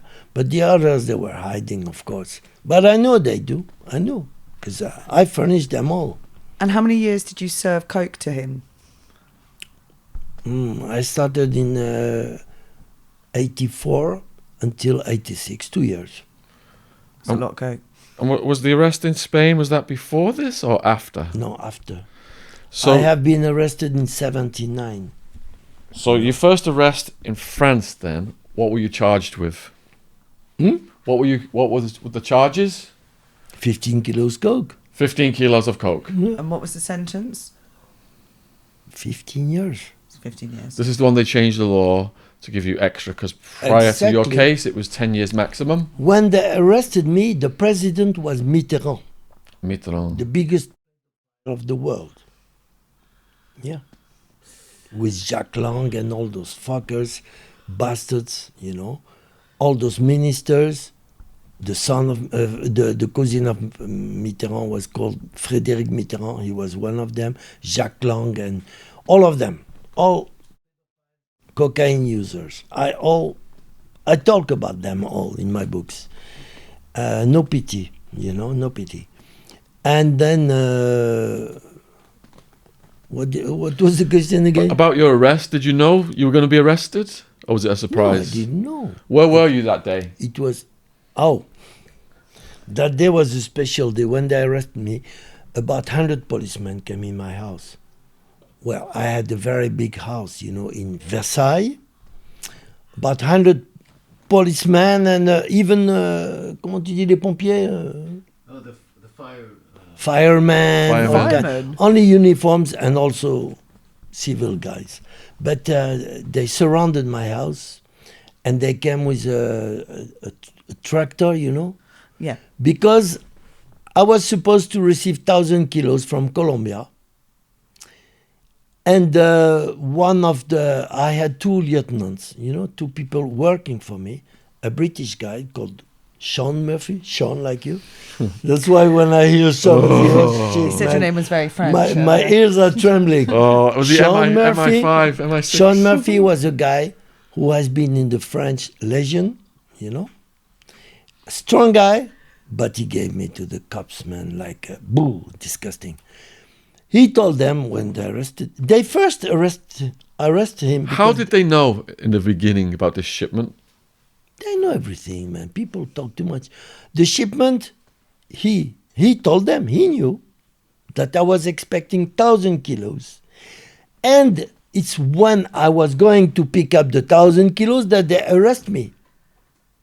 In the peripheric, you know, on the road, bam! And then they brought me to my house. 100 people were there already checking, bam, bam, bam, bam. He gave me to the cops. Did you But have he a got gut 6 feeling? years. Huh? I wanted to ask, because you said earlier you normally sense stuff. Did you have a gut feeling they were going to come for you? This was going to If happen? I had what? A gut feeling. Earlier you... Sentiment. No, not at all. No. Surprised. They caught me in the, comment tu dis périphérique? On the roundabout. The roundabout. Around Paris. You know, I was going to pick up. The Colombian called me, say you can come, it's here. It's a chance they arrest me before, otherwise they would find 1,000 kilos. So From the 1,000 Colombia. kilos escaped. The what? The cocaine escaped. The cocaine, they found it. Oh, they found it. Okay. But the police stole me 10 kilos. So my judge knew it. She said you have to pursue them. I said, okay. So the policeman who stole it went to jail. He got 4 years. Wow. And they found that he was, how do we say that? Corrupt. More than that, he had 3 girls working for him, prostitutes. The chief of the police. Pimping out ladies. Oh. Yeah. Can you imagine? He was corrupt. He stole me a Mercedes limousine. The British guy, he was Irish, in fact, Shaun Murphy. He was driving that Mercedes. That Mercedes was mine. He was driving it. He was going to the airport to pick up rich people, artists like De Niro and Dolph Lundgren, all of that kind. He was proposing them my coke and prostitutes. Okay, that was almost a clean business now. Coke was not so clean. But okay. And then when the police arrested me, they first arrest him because they arrested me in July. And I wanted to stop for a while, you know, to pass my summer in Cannes. But Murphy came, he said, oh, Gerard, I need 500 grams for a Saudian. He pays good. And so I gave him 500 grams. And that asshole, he went to discotheque with 10 grams. He started to sniff, and so the police arrested him. They found about 8 grams in his pocket. They went in his house, and they found the 500 grams that I gave him. Where did you get that? He gave me. You know, can you imagine? Afterwards, the chief of police of Paris, most famous brigade, you know, he said to Murphy, he said, listen, you are driving a nice car, I want it. So, we don't talk about the car, okay? We don't take it, it doesn't come in the file, okay? I will send my wife to your wife to get the papers and so on and so on. Okay. Exchange. He said, and in 4 months' time you will be free. So he believed it. So he didn't talk about the car. Okay. It was a car of, let's say, 600,000 pounds. Wow. Yeah, very expensive. Brand new. And then he told the judge, he gave me to the cops, of course. When they caught 500 grams, he said, where did you get them? Gerard. Okay. So he sent me the police. And he told them that I would receive 1,000 kilos. But it's a chance because when they went in my house, they came with a tractor, you know, tractor? Yeah. You say like that? Tractor. Because they thought that the hashish was under the earth, you know? So they broke everything. My mother was there shouting, well, you are destroying my roses. We don't care. They stole 300,000 francs that I have hidden. They stole it. So he stole the car and 10 kilos coke. So the judge of instruction said you have to attack him. And I did. He lost his job. He went 4 years in jail. And they caught the prostitutes against him. And now I don't know what he's doing. But he went to jail. So they arrested you, took you back to the house. What happened next? What do you mean? After the house? I went to jail. Okay, describe what they did. Did they try to interrogate you? Did you get a lawyer? Oh, what happened? They interrogate me. They beat me to death, man. They beat I was you? full of blood, of course. They beat also Shaun Murphy and another one, Malka, an Israeli guy. He was working for me. You should see. Even his mother could not recognize him. They put a head like that. Those bastards. So when they're beating you, what can you just go like this or? He was taking my hair like that. The guy, the policeman was 1.90 meters. He was strong. He was taking me like that, you know. Picking and then you he up put me and- like that, and with his feet, he was beating my feet so that I fall on the ground. And then bam, bam, oh my God. Terrible, terrible. French. So I said, that's why no pity, man. I said to the judge, because, okay, they arrested me with 15 kilos, but 10. I said to the judge, Madam, if, for example, they had caught me with more than that, what would happen? She said the same sentence. You get the maximum, okay? The maximum in the head of my judge was 10 years. She knew it was 10 years. I said, okay. Then I will have to tell you something. I had 15 kilos in my house. She said, really? So put it on paper. I put it on paper. I say, they stole it. Okay? Just because he treated me bad. Otherwise, I would shut my mouth. If he had treated me correctly, I would say, okay, 10 kilos less, it's better for me. No, I didn't care. I say, even if I get 1 or 2 years more, but I get the maximum, I have nothing to lose. Can you imagine? Nothing to lose. So I said, they caught him. He was a proxy. Mince, le mot en anglais, comment tu dis? A pimp, yeah. He was a pimp. The chief of police, he was a pimp. And when he arrested me, I said, listen, I don't understand. Okay, I'm selling drugs. Great, okay, it's forbidden. But what about the pedophiles? I said, I saw you many times in a club called Adam's Club. It's for exchange, you know, exchange your wife, your children, I said, I saw all those ministers there every night. And our best singer, Johnny Hallyday, you heard about him? He was there every night with other singers. They take cocaine like that in front of everybody. Why don't you arrest them? And those pedophiles, you see them with young boys of 12 years. They go in discotheque there in the Adam's Club.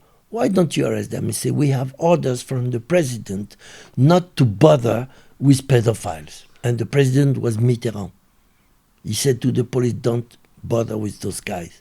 Can you imagine? Our country is rotten with pedophiles. It's just incredible. Satanist pedophile. I suppose that it's the same in England. What jail did you go to? All of them. First one. First one. I went to, the first one was Fleury-Mérogis, the biggest jail of Europe. The biggest. We have 5,000 people there. And did you have a cell, or was it a dormitory, or No, cell. Were you on your own? on your own, or cellmate? No, never on your own. Before it was not possible to be on your own. Never. No, but okay, I had good partners. But it was horrible. It was dirty, the dirty jail. Now they renewed it, it's okay. But it was horrible, man. Horrible. And the guards were all corrupt. So they knew who I was, okay? They called me the prince of cocaine and so on and so on. So respect, you know what I mean, huh? When you come to jail, red carpet, you're welcome, everybody, Gerard, blah, blah. It's a chance. Because in that time, the guards were all corrupt, okay? And there you have big black guys, strong guys and Arabs. They were paying the guards to bring them victims to screw them in the douche, in the shower. We had no shower in the cells, so we had to go in there in a place. And there, a young guy who was coming there was shouting too much or being not very polite. So they say, okay, go to the shower. You have to. You go there, you go inside. The guards, they close the door. You come inside, you have all those big guys. They had like a cell in the douche, in the shower. You know, with big towels hiding themselves and so. When you come inside, they say, hey, they let the soap on the ground. They Drop say, the soap. pick it up. Okay, you bend yourself, but then you have a prick in your ass.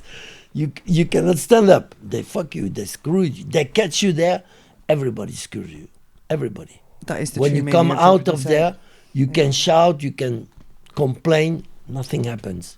The guards, they say, no, it's not true. Even if you have blood coming from your ass or things like that. It was horrible. Could you hear the screams of those people? Of course. Everybody could hear the screams. So what? Corruption. Even the director. Everybody was corrupt because those guys who were screwing those victims, they were full of money. They were paying. Like now, a few weeks ago, they organized racing with, comment on dit, là, ce qui s'est passé à Fresnes, là. Ah, oui, car Oui. Car racing. Car racing in the jail. Go-karting. Karting. In the jail with kartings. And they put a swimming pool also for those guys. They're all corrupt, man. How can you do that? And the Minister of Justice, that asshole, he said, no, I didn't know about it. You don't know about it. The director of the jail said, no, I didn't know about it. What's happening, man, in France? You don't know about it. So those victims then, there's no way out for those victims? No way out. They're getting raped all the time? Exactly. I mean, you said you're not fearless of anything, but that's terrifying. This is terrifying. This is more than terrifying. Now, I don't say that it happens in all the jails. Some jails are clean. I have been in all the jails in the Paris sphere, you know, around Paris, and so all of them, 7 jails. And I've been also in the north of France in 3 jails. Terrible. So you don't call that jails. You don't call you. It's hell. It's hell. In the first jail, What were the drugs like? The first what? What were the drugs like in the first jail? The what? The drugs. drugs in what jail. type- yeah, how much? They have more. What type? They have more drugs in jail than outside. You can ask anything you want if you have money. You can ask anything you want in jail, man. You get it. guys are completely corrupt. You know why? Because especially at the moment now, it's a prison. It's terrible. They bring guards from French Antilles. You know, Antilles, Guadeloupe, Martinique, all those islands that we have in the world. They come for 5 years. And believe me, in 5 years, they become richer than Rothschild. Because when you come in jail there, the first thing they do, sell you a telephone. Okay? So they know you have a telephone. They let you use the telephone. But your number is, they listen. They give directly the number to the director and they listen to the conversation, you know. So they know. Those guys are stupid. You never buy a telephone in jail. Okay? But they do. Okay, they know you have a telephone. They let you 1 month, 2 months, and afterwards they check it. They know you have a telephone in your cell. So they check, they find your telephone, they take it, and they sell it to another one. And it goes like that. And the one who has been caught goes again, is punished, and so on and so on. And that's it's a big business. They make so much money, those bastards. They sell you what you want. Coke, heroin, perfumes, alcohol. You get everything in jail in France. All the jails, huh? So your first jail then, how long was you in the first jail? And what 3 years. What happened to you in this jail? Anything? To me, nothing happened. Just one fight. Why?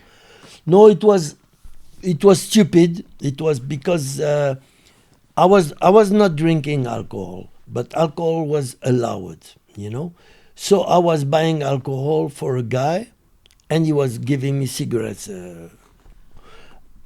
And one day, I could not go out because I was sick. I was in my cell, and the guy was waiting for his alcohol. He did not see me coming. He thought that I was trying to screw him, you know. And when he saw me, boom, he gave me a head. So that's all. I've never For heard the of a re- jail that sells alcohol. Oh, we have. Everyone We went have back No, to- I nearly can make free it alcohol. legally, We have but had that. This is one that... Everybody was drunk there, but I was not drinking, so I gave my part to other guys. No, but can you imagine that I have been the most famous man at the moment in France? They called me the Prince of Cocaine. I have had all the newspaper of France, first page. It was a big scandal. When you talk about Chirac and so, big scandal. And during almost 1 year. So when I came in jail, they put the red carpet for me. I was the man of the time. So no problems. Everybody was sympathetic, friendly with me. So. And when were you sentenced? In 2 years later. And how was that? How was that? I tell you, I had the best lawyer of France, the best one. He did not even know. He did not. When I came to the court, my lawyer came. He said, "Oh, you are Gerard Faure." I said, "What?" He came one time in jail to see me. I paid him, and then he said, "Oh, can you get good coke for me?" I said, "Look, I'm in jail, man. Leave me alone." Oh, he did not come anymore. I saw him in court 2 years later. I said, "So?" He did not even recognize me. I swear to God, he said, "Oh, tell me about your story. Tell me about your, what have you done?" I said, "No, Jesus. You don't know who I am, yeah? I paid you." He said, "Oh, you did? Oh, yeah, okay." He was full of coke, man. He didn't know what he was. He said, "Listen, I'm going to improvise a defense." I said, "No, it's no use." I said, "Oh, but," he said, "Anyhow, you are already sentenced. You're going to get 15 years. I said, "What?" I said, "But the maximum penalty is 10. He said, "No. The prosecutor will ask 20 years for you, and the judge is going to give you 15. And this is what happened. He did not even have to plead my case. No, nothing. That was France. And of course I appealed. I get 15 years. I said, "It's not possible." Okay. A year later, I go in appeal. I had three lawyers, three bastards, really. I paid for nothing. It was a big mess. They talked about stupid things and so. And then the president said, okay, you have something to say? I said, yes, only one thing. They judged me with 20 years maximum. I said, when they arrested me, it was 10 years. He said, oh, okay. He said, and none of those lawyers saw it? I said, they are all donkeys here, like that. This is what I say, all donkeys. And I paid them for nothing. He laughed, he said, I understood you. And then I got 8 years, half of the sentence. He judged me on 10 years maximum, you see. So I got 8 plus 2 years for the customs, 10 years. Did you serve the full 10 years? No, of course not. 6 years and 3 months. What was the second jail you went to? The second jail was, then I was in Fleury-Mérogis. I went to another jail, but then I was sentenced. So it's kind of free jail, you know. I had a good time there. Afterwards, So why did you go to that jail? Because you were sentenced. What? Sentence for what? It's coke. Oh, it's oh, I thought this was a Once you a are different sentenced, one. once you are sentenced, they send you to a free jail. You have the key of your cell, and you can be alone. Where I was an arrest. He was on remand and now he's sentenced. You know, So you that's went how to a it goes in different France. jail. So it's more like First, until you are sentenced, you are in a fucking jail. Let's call it a fucking jail. You don't have the key of your cell. They put you somebody, anyone, like that. But then once you are sentenced, 6 months later, they send you to another jail, open jail. like a Cat D we got here. You can have a good time. I have had a good time because I was writing my books and all kind of things. The other jail is Nanterre. It's beside Paris. It was a nice jail. It was clean, new, and so. But I have had in 90. When I came out of that first jail, 6.5 years, no, 6 years and 3 months. 6 months later, they caught me again. Yeah, bad luck. What was the worst violence you saw in the prison or the jail? The worst violence was in Nanterre because of the Islamist people. They were violent, You had to not obey them, but they were playing mafia there. And the director, man, didn't say anything. He was afraid of them. They had big radios like that, putting on the shoulder like that. And at 5 o'clock of the morning, you had to wake up because of the praying. Allah Akbar, and things like that. And you had to shut your mouth. They would break your neck. Those guys, they were making the law there. Really terrible. I can say that I have had a bad time. Not that they bothered with me, but they bothered with everybody, Did you see They anyone? disturb everybody. Did you see anybody get killed? No, never. In France, no. Never. Yes, I saw once. They caught a black guy. They beat him to death. And I told you, I think, the worst guard was a woman. Small woman by Rose. I made a poem. She was giving him, just incredible, man. I couldn't believe what I saw. It's terrible. The guy was on the ground. It was full of blood. And they were still beating him, man. And she, especially, bastard, bing, bam, with the foot, with the... It was horrible, man. Was she quite a big woman? Was she quite No, tall? she was like a mouse. Very skinny, small, but good looking, very good looking. But very, very skinny. But she had a matraque. She was giving. It's just incredible what I saw. I couldn't believe it. You see people sometimes you say, "Oh, that's an angel." No, she was not an angel. With me, she was an angel. I have to say that. But with, I think she was racist. Did you hear of any of, saying she was a beautiful woman? Did you hear of her having any relations with the other prisoners? Yes, of course. It Okay. happened. They caught a few women, but they were for money. Mm. Yeah, for money. Yeah, they caught. In Holland, it happened a lot. I have been in jail in Holland too, but that was a Mediterranean club. That was really, for me, good time. When they came to free me, I said, no, I want to stay.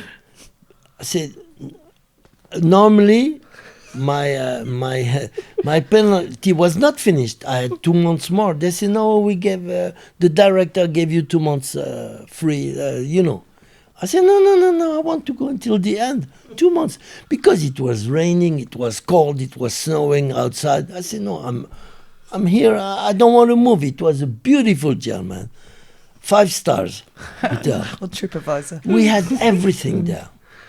So at the end of the French prison sentence, this one, what was your plan for when you got released? My plan Yes. was to start again. You know about that. Once you are an hitman, you know. It's hard to get out. It's impossible to get out of business. It brings so much money, man. Do you remember the day of your release? When the first time Yeah. in France, Yeah. it was August 92. Yeah, August 92. They caught me in July. They caught me in July. 1986. They caught me, and they released me in August 92. And 1 year later, I was again in jail. Was anybody waiting for you when you got released? No, I didn't need anybody. What for? No. So where did you go? My family was there. My mother had a big apartment. I live in the apartment now. They took the house, Versailles house, all it. Big mess, man. A big mess. She sold the house. She bought another one. Oh, because she had bad memories, They put my mother in jail. And the friend of my mother, who was before minister of General de Gaulle, he was a famous man, they put him in jail. And when they arrested him, because in fact that house belonged to him and to my mother, okay? When they arrested me, he said, look, they just operated me here. He had a big scar, He knew that he had maybe 1 more year to live. He has a big cancer and so, but no pity. They brought him to jail. My mother too. Yeah? They say, you should know what your son is doing. No, my mother said, no. I didn't know. How long? But she knew. Huh? How long did they put her in for? 4 days. 4 days. 4 days. The guy was coming out of the hospital after a big operation, and he was one of the most famous men of France. Still, they put him in jail. Can you imagine? I can't believe that. French people are horrible, man. They talk about freedom. It's over. Freedom in France is finished. And how do you say, the expression, that you... comment tu dis, là, truc d'expression la liberté d'expression. Ouais. Freedom of thought and expression. Freedom of speech. Yeah, Yeah. It's finished in France. Yeah. You be careful. Look at what they did to me in the custom here. Just Okay. because I talk and I say what I want to say, what I have to say. So, Gerard, you got out of the French prison the first time. You go right back to the business. Sure. And what problems did you have? What problems? That they caught me back. They caught me again. How? How? Always the same story. They denounce me. You don't have straight people in France. They call them villains, gangsters, but they are mostly bullshit. Snitches. Snitches. Yeah, exactly. They betray you. To make money, okay, everybody's here. Oh, Gerard, we love you, da da da. And when it goes bad, oh no, madame, it's not me, it's him. He's the boss, he's the big one, that's France. Zero You cannot loyalty. make business anymore. It's horrible. It's horrible. Did it go big again the second time, or was it not as big?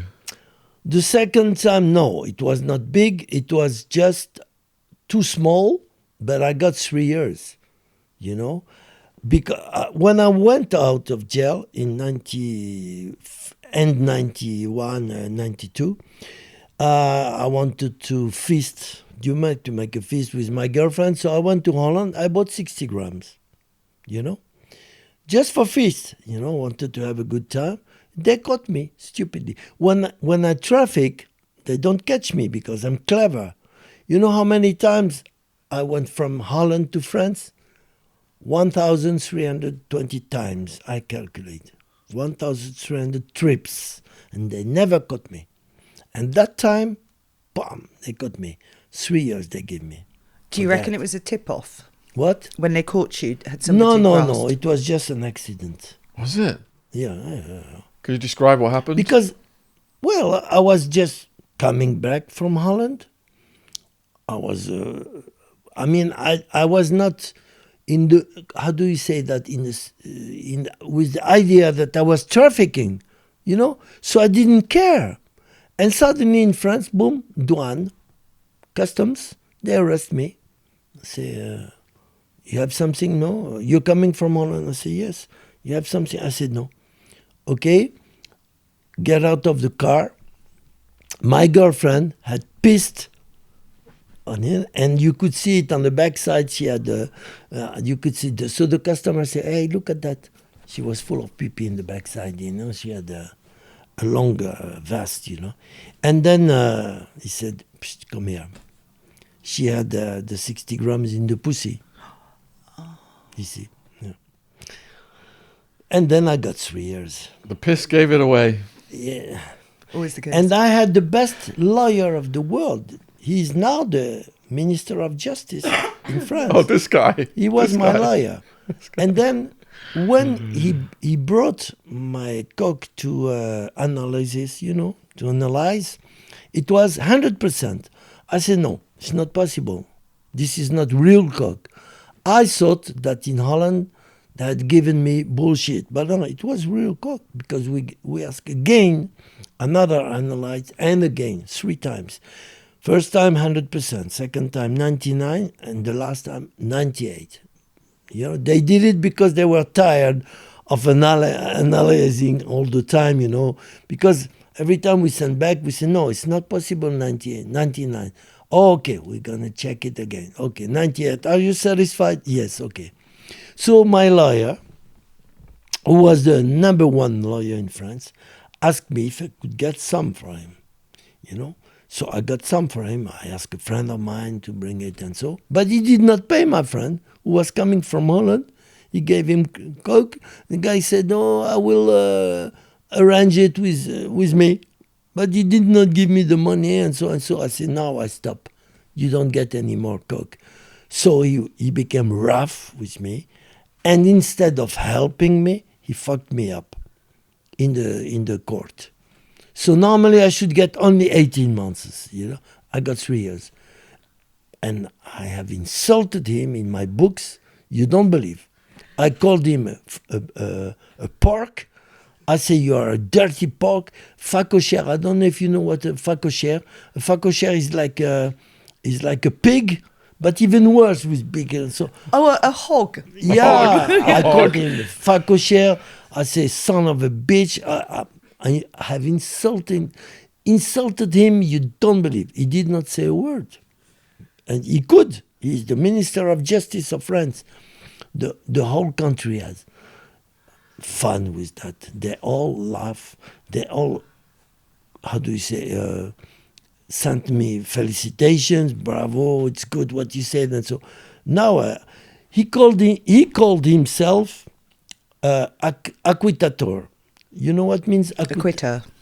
acquitter, yeah, which means when you get somebody out of jail, Acquittal. Acquitted. Acquittal. acquittal, Yeah. Yeah. So he calls himself acquitter. The acquitter. The acquitter. I call him aggravator, which means he makes it worse. When you have him, you're not gonna get acquittals, you're gonna get more jail. Yeah. That's how I call him. Now in France they all call him aggravator, which means a fucker, a bullshit. Which prison did you go to?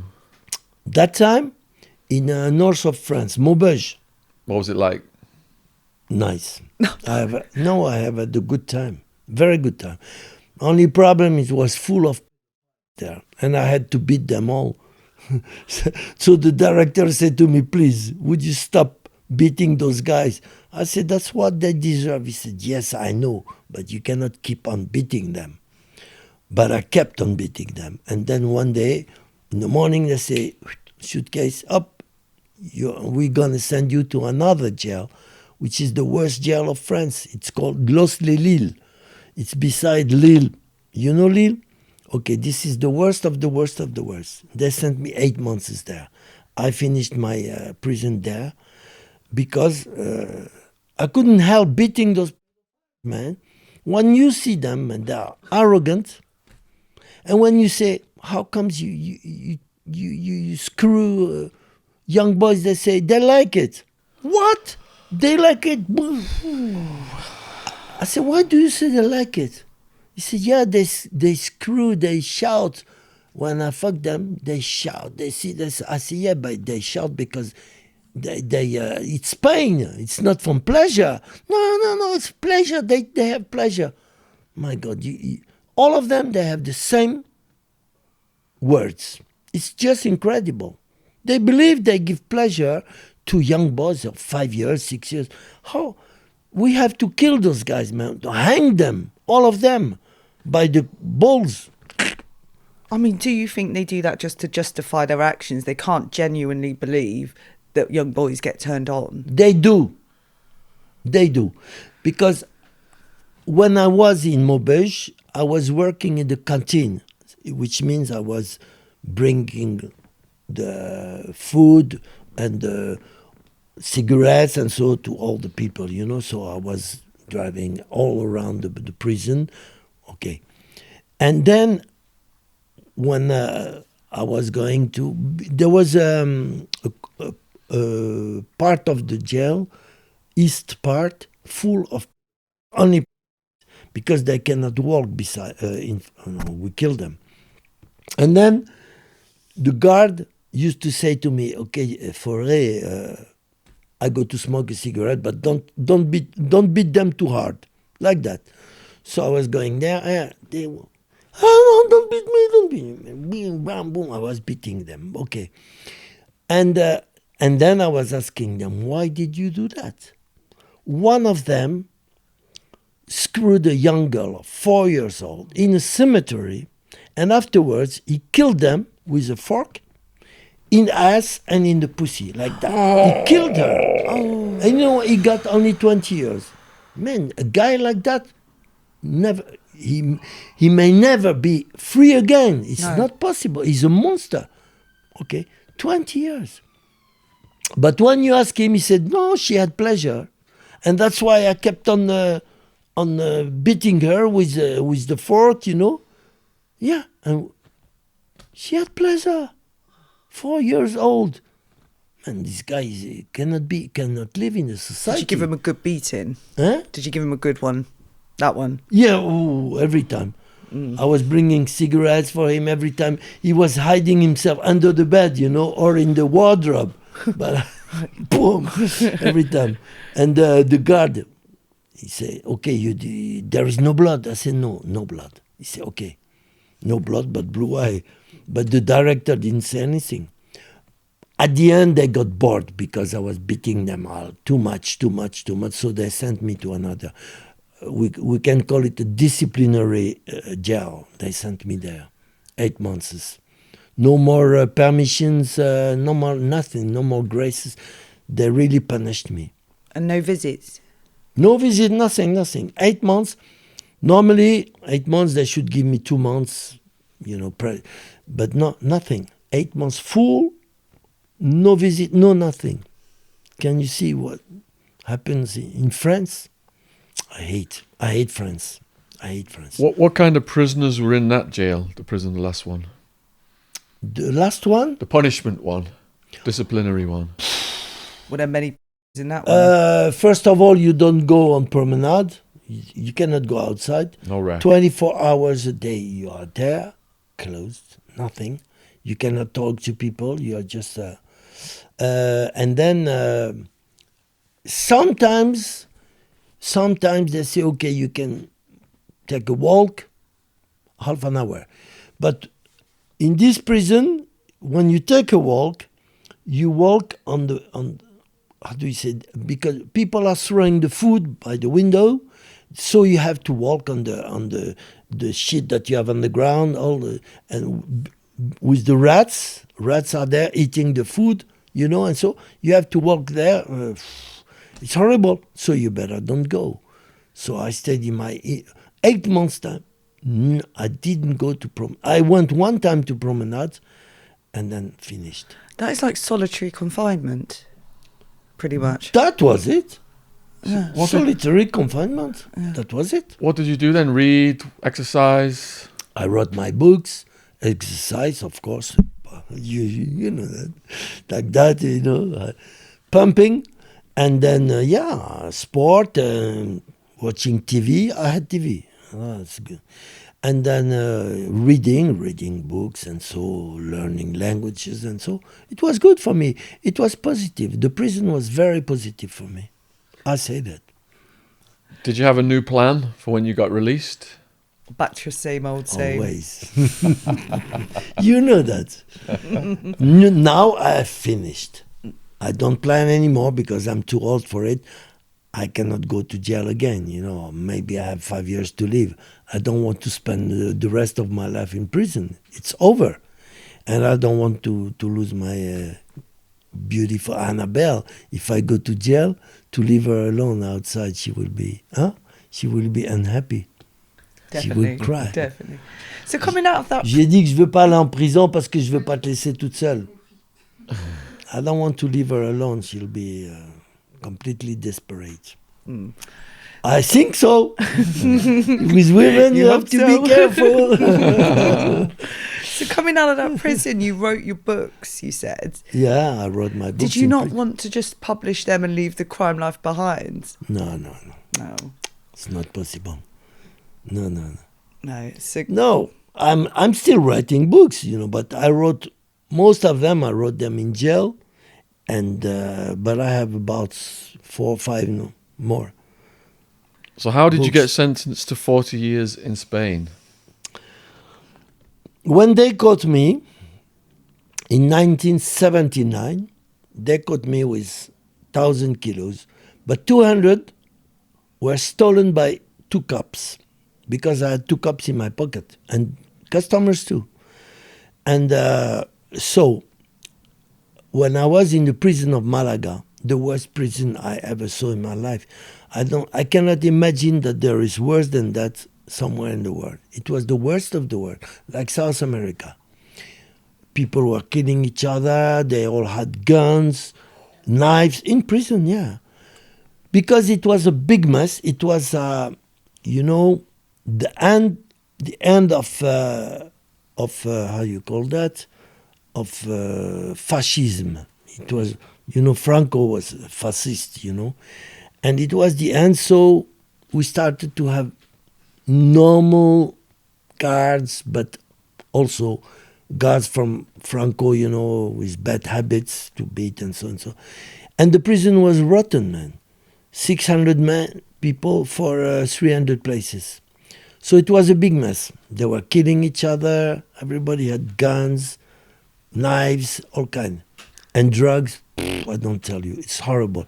We will make a podcast about that prison. It's very interesting. And then, my brother was married with a Spanish girl whose father was the chief of the Guardia Civil. You know what is the Guardia Civil? Yeah. Okay, the worst police of Europe. Terrible people. Killers. Okay, so I say to my brother, I said, listen, ask your father-in-law if he can take me out of prison, I will work for him. I will help him catch organization, you know. So he said, okay. He put me out, you know. But during 2 weeks, I said, listen, I have to, how do you say, I have to rest a little bit because the prison has been hard, heavy, and so. Give me 2 weeks, I go to the beach, I eat, and so, I swim, and so, and then I start to work for you. He believed me. And my brother believed me too.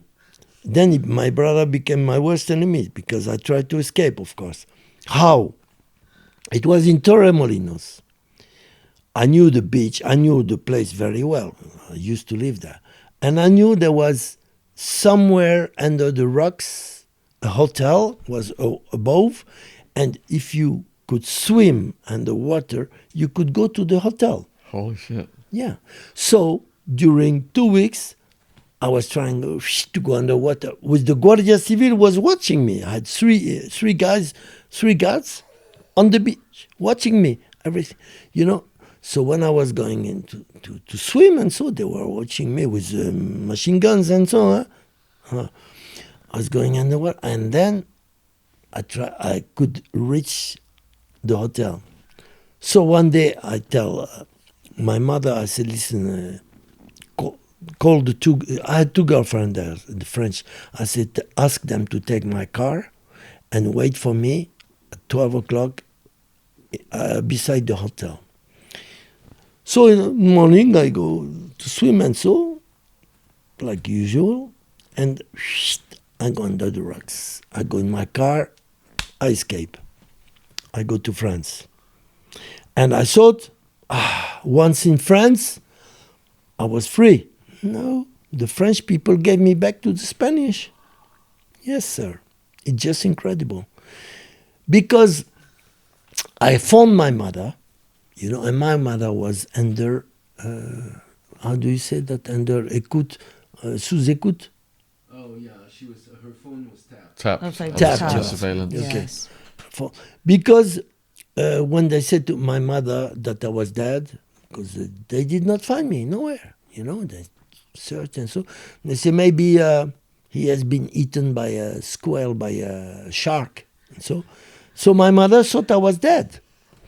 And I call her, I passed the border, I was in France, I call her from there and say, Mama, she said, who are you? I said, I'm your son. No, you are dead. You are a spirit. I said, Mamma mia, I'm not a ghost. It's me. And then I told her, you remember this, you remember. She said, oh my God, but they told me you are dead. I said, a lie. I'm still alive. Okay, alive, but then when I get out, the police caught me, the French police. I said, hey, you escaped from Spain. Back. To the same prison. To the same prison, yeah. Oh. Okay. No, pardon. No, to Marbella. I was in Malaga. And they put me in Marbella. And Marbella was a small prison, 12 people. In that time, now it's big. It grew up. But no, the prison of Marbella was, how do you say that? Like groots, you know, holes in the wall. Like you are dead, you know, they put you inside, you sleep, and in the morning they take it. What are It's they horrible. called at the corridors? What do you call them? You'll know that, James. The slats. What do you call it? Morgue. Morgue. Morgue. It's You like know, a I know morgue, it's yeah, morgue, it's but like what a do you call morgue. those beds? Yeah. They put you in a big hole. Of course, you can move there, but you cannot escape. It's horrible. Did you have to piss and shit there? Yeah, like that, something. And then, okay, but 12 people. My friends, because I used to work for, I don't know if you heard about him, Pasqua. You don't know Pasqua? Pasqua was the minister of Interior. Interior, which is the Minister of Police. Pasqua was the biggest mafioso of France. You know, he was a minister, but he was a mafia, big mafia. So he had a group called SAC, Service d'Action Civique. Terrible people, killers. And in Spain, I had good friends, but all of them killers. They were coming from Algeria, you know, and they were killers, man. Okay, I was good friend because one of them was born in Casablanca and we were to school together, and so he was a good friend. He said, we go to free Gerard. So they came, 4 of them with 2 policemen. What is that? It's because he said something that sounded like Siri. Oh. It's made his phone What? go on to Siri. Okay. What? Wait, do it with my voice. Sorry. It's okay. Keep going. Okay, that guy said to the others, Gerard is a friend of us, he helped us, and so I helped them, and you have to read my books. And then they came with guns, machine guns, in the prison of Marbella. You know, there were 2 guards for 12 guys, 12 prisoners, 2 guys only. So suddenly I was in the hall, a small hall like that, and I see the face of my mother smiling.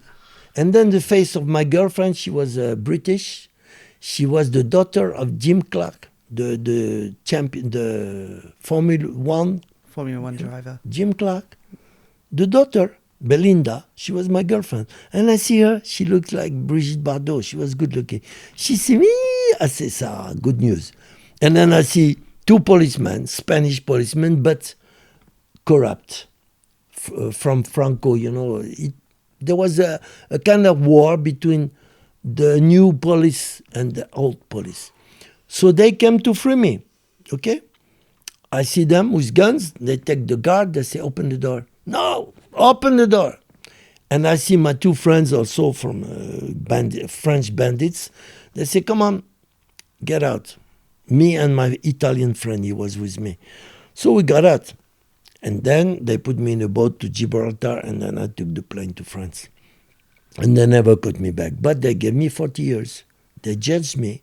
How did it feel to get 40 years? I didn't feel anything because I knew I would not go back to jail in Spain because I was now in France. They could not deliver me in France like that. It's not possible. France, they did it in the border because they were in accord with the Spanish, but they were not allowed to do what they did. So do they still want you? In Spain? No, it's finished. 25 years later, I went back to Spain. In 2005, I went back to Spain, just like Morocco, because in Morocco I got 26 years jail. In Morocco? Yes. For what? Coke, 20, and international stolen cars trafficking. And how far was this after Marbella? What? Was this before Marbella or after No, Marbella? this was, before. Okay. Before, I couldn't go back to Morocco. So they sentenced you So in total, I had absence. 66 years to do, 26 in Morocco. But it happened with Yves Saint Laurent. You know Yves Saint Laurent? Of course, you know, you are a woman, you like mode. Yves Saint Laurent, I was furnishing him coke. Oh. Yeah, 100 grams every month. And his friend also, Pierre Berger. I won a process last year against them. I won. Yves Saint Laurent was in love with the son of a Moroccan minister. And the guy was 14, 15 years old, too young. Very good looking guy. Yves Saint Laurent wanted to put him in his bed, you know. So he was giving him coke, you know. And then he screwed him, of course, and so. But the guy, he gave him so much coke that the guy died, overdose, you know. He died. So the king of Morocco asked Yves Saint Laurent, who brought you that coke? And he gave me, of course. Yves Saint Laurent grasped on you. Yeah. And his friend Pierre Berger, the worst of the worst, he's the worst of the world, also. But then I went to trial last year against them, and I won. Incredible. The French people, everybody, all the lawyers, and so they said, you have started an earthquake in the world of... Yeah, I did, and it's going to be worse for them. When I go to court, because I'm used to it, I know how to talk and so, I always win. I feel guilty for wearing his makeup today, to be fair. So the king of Morocco said, oh, Gerard Faure, okay.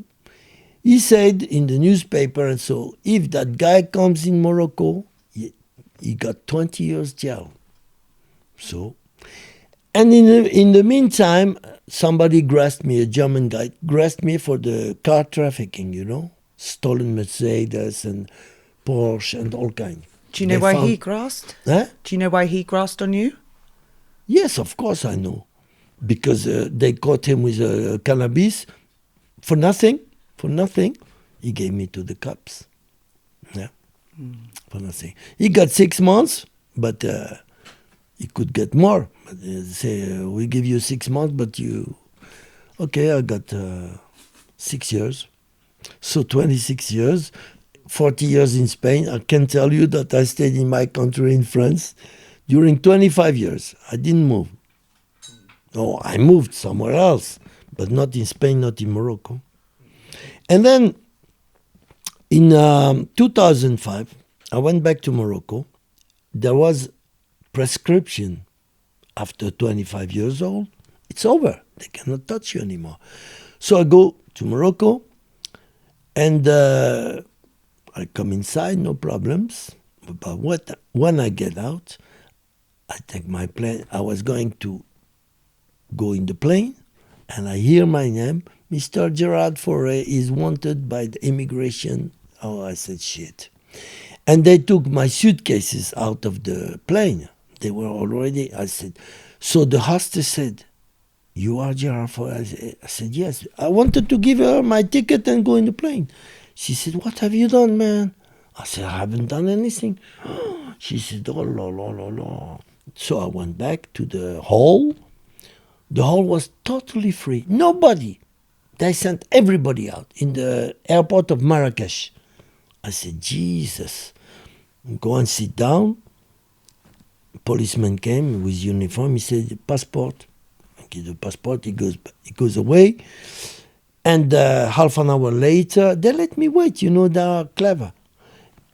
Comes a policeman with a cravat, a costume, like, nice, good looking. And so he said, Mr. Gerard Faure, so we got you finally. I said, no, there is prescription. I know what you're going to talk about. There is prescription. He said, yes. But we can do what we want. We are in Morocco here. I said, do it. Do it.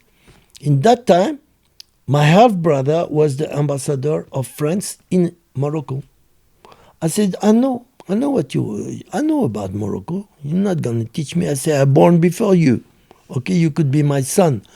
I said, what I have done, I have called the French embassy. My half-brother, he has the same name than me. You can ask. He said, we know that. I said, then I called my brother in Spain. He was consul of France in Spain, in Cadix. I said, diplomats. I said, put me in jail. You're going to see. He said, okay, we're not going to put you in jail, but we want to ask you some questions. And he asked me stupid questions about my jailing in France. He said, where have you been? Where were you in that? I said, I was in jail. And in that, I was in jail. And in that, I was in jail. He said, so your whole life, you have been your whole life in jail? I said, seems like. He said, okay, you can go back. So I took the plane. But I tell you, I had diarrhea. Oh my God! When you are when you are in contact with those people, you don't know how it's gonna end. I tell you, this is a terrible country. I mean, do you consider yourself to be extremely lucky that both your half brothers are in those positions? Extremely, yeah. Lucky. Yeah. I have luck and bad luck. But after bad luck comes luck. Like after the rain comes the sun. That has been my life. 18 years in jail. Total. What other countries did you do jail in? Italy, but 6 months. Belgium, horrible. How were the Italians? Italian were okay. That's where I started to learn Italian and to like Italians. They were very nice with me. I don't have to say anything bad about them. Spain has been the worst. Belgium, even worse than Spain. It's horrible, Belgium. If you go to jail in Anvers, you know Anvers? The harbor. You have Brussels, It's the biggest town. It's the capital. Oh, Brussels. Yeah, but no, I haven't been in Brussels. I've been in Anvers. It's the biggest harbor of Europe. And there comes the cocaine and everything now. So it's not Holland anymore. It's Belgium. Before they used to say, Holland is the supermarket of drugs. No, it's finished. Everything happens in Belgium. They caught me 2 times with coke. So once they caught me with 380 grams. I didn't go to jail. No. They took my car. I had a very expensive car, about 60,000 euro, about 60,000 pounds. They took my car as a guarantee. They said, okay, you can go, we call you. But I didn't go. I went to steal my car. I took my car back. They got angry at me. Yeah, it was easy. Belgian people are stupid. Really, stupid people. Really, I don't know what they do in Europe. Those people, man, they shouldn't be European. They are too bad, man. Dirty, disgusting people. Especially the flums, by Holland. The French-speaking Belgium are, I would say, okay, comme ci, comme ça. But the others, man, no. I really suffered there.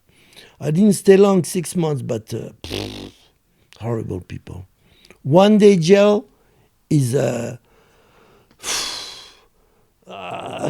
don't know. It's like 3. I prefer to stay 1 week in France in jail than 1 day in Belgium. I mean, how bad was it? How about what? Was the prison, Belgium? What made it so bad? Who made it so bad? The guards and the prison itself. It's disgusting. It's disgusting. It's horrible. Old prisons, The prison belongs to a Jewish guy. He doesn't spend a cent to renew or something. So this is now a prison of the Middle Age. It's unbelievable. And then the guards are women, but old women with gray hair, smoking, dirty, stinky. They open the door. If you say a word, they say, shut your mouth. What? I cannot talk. No. If you want to say something, you write. You write. What you write? Sometimes we cannot talk. No. Dirty, ugly women. Sorry. Yeah, it's terrible, man. I can't believe it. I could not believe that. I said, what's happening here? There was only one man. He's a black man from Kenya. Very nice. So I had, in that time, a problem with my prostate. You know what is prostate? Prostate, yeah. Okay, prostate. You don't have prostate. I don't have a prostate. Okay, so I was using medication. When I arrived there, the doctor said, do you have any... The doctor was, about Dr. Mengele? The angel of death from the Nazi The concentration doctor of camp. Hitler? Yeah. I thought it was him. It was so horrible. He said, tell me, you have something? I said, yes, I need for my prostate. He said, oh yeah, I will send it to you, like with a face. My God, I was frightened when I saw that face. I said, this is not possible, man. Where am I? It's impossible. He was sarcastic, he was vicious. Okay. He said, okay, you get your pills in your cell. I did not get them. 1 week long, I could not piss. Oh. I could not piss, so I was full.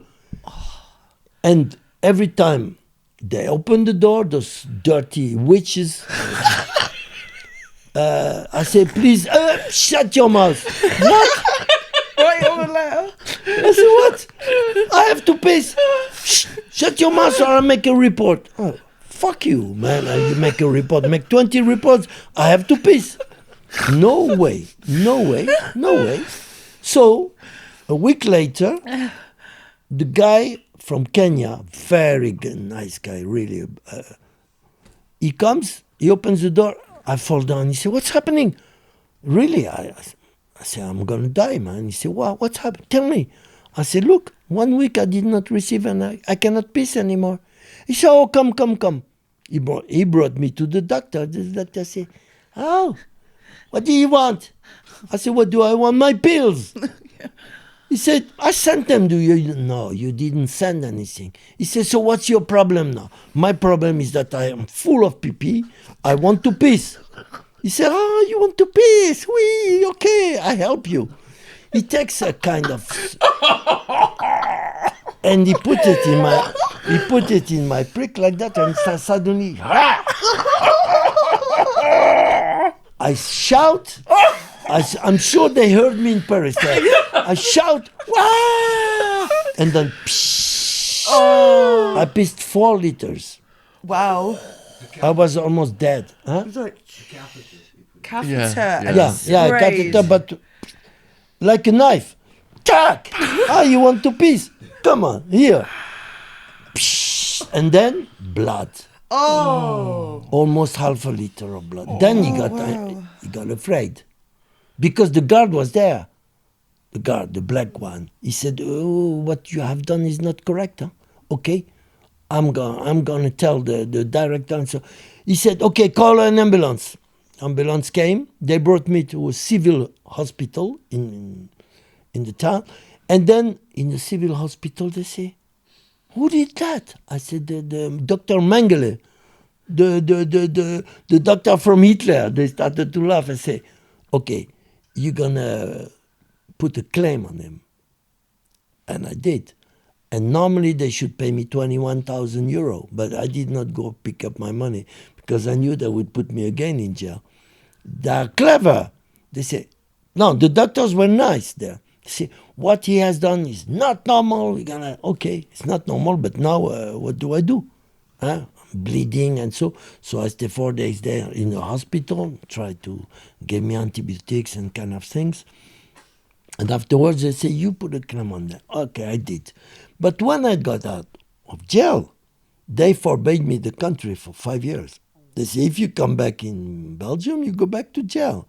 And you have to pay about 9,000 euro for justice cost. Clever. So afterwards, they say, oh, they wrote me a letter. They wrote to my lawyer. And the lawyer say, okay, you can come and pick up 22,000. Yeah. I know if I go there, they say, hey, you are forbidden in Belgium. What are you doing here? Come to pick up your money? No, you go to jail first. Okay? And I didn't want. I said, keep them. I don't want that money, nothing. Because I knew from the 22,000, they would take about 9,000 for the justice, plus they would not give me a cent, and they would give me about six months jail again for being in Belgium. You see what I mean? Those people are horrible, man, I tell you. They are terrible. Terrible. What a story. It's the worst memory I have in my life. It's Belgium. And that's just from the prostate, or was also, there other things? Also the cell was dark, dirty. The lavabo was broken. The WC was broken. It was dirty. You had the rats. You had all kind of all insects, and so it's horrible. It was a prison of middle age. I swear to God, it's terrible. What about the food? Don't talk about it, man. Oh, no, the food there. No, it's not. Going. You cannot call that food, man. No. That's even dogs would not eat that, and rats. It's horrible, but they do it on purpose. Like sludge. Something like that. It's terrible, man. No, it's horrible. Horrible. Were the prisoners okay? No. No, you could not fight there because they had a system. You have the court where you can walk and so, okay? And on the right side, you have big windows.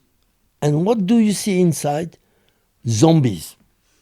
It means if you fight or you defend yourself or whatever, they say you are crazy. They call you crazy.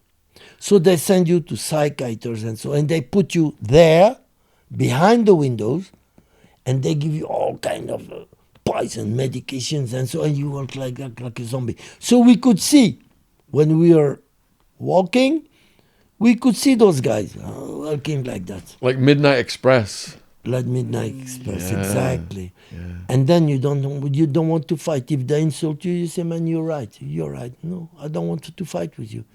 And that's the way it goes. They put you there for 3 months, and then every 3 months they decide if you have to stay more and more, any longer. And sometimes, and it doesn't count on your Time served. no. I mean, if you get 1 year, that doesn't count. If you stay 1 year in the psychiatric hospital, that doesn't count. Yeah. You see, it's besides your punishment. Wow. It's just incredible. And I know some guys who've been 1 year there. Every 3 months they say, oh, no, you're not cured. You have to stay. Wow. It's terrible, man. It's terrible. So they could, in effect, keep them there forever? They could, in effect, keep them there forever? Yeah. They could. Yeah. So you got a story about the British royal family then? Oh, and Moroccan king. Oh, that's a nice story, man. So, that was with the king of Morocco, Hassan II, you know. And Hassan II knew, because many times they try to kill him, you know. He had many coups d'etat, putsch, you know. He had many, but every time he had baraka. What we call baraka is luck. Okay. One day, he knew that it would happen again and again and again.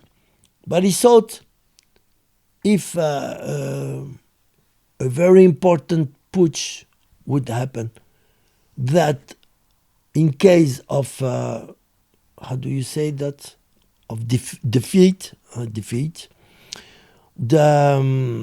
knew that the next push would be with plane fighters, you know, plane fighters, okay? And then he thought, in case of, if they lose, they would escape to Gibraltar. Not to Spain, because Spain would not accept them, but Gibraltar would accept them. So he thought, okay, in that case, it's better if I prepare a kind of blackmailing with the British, you know.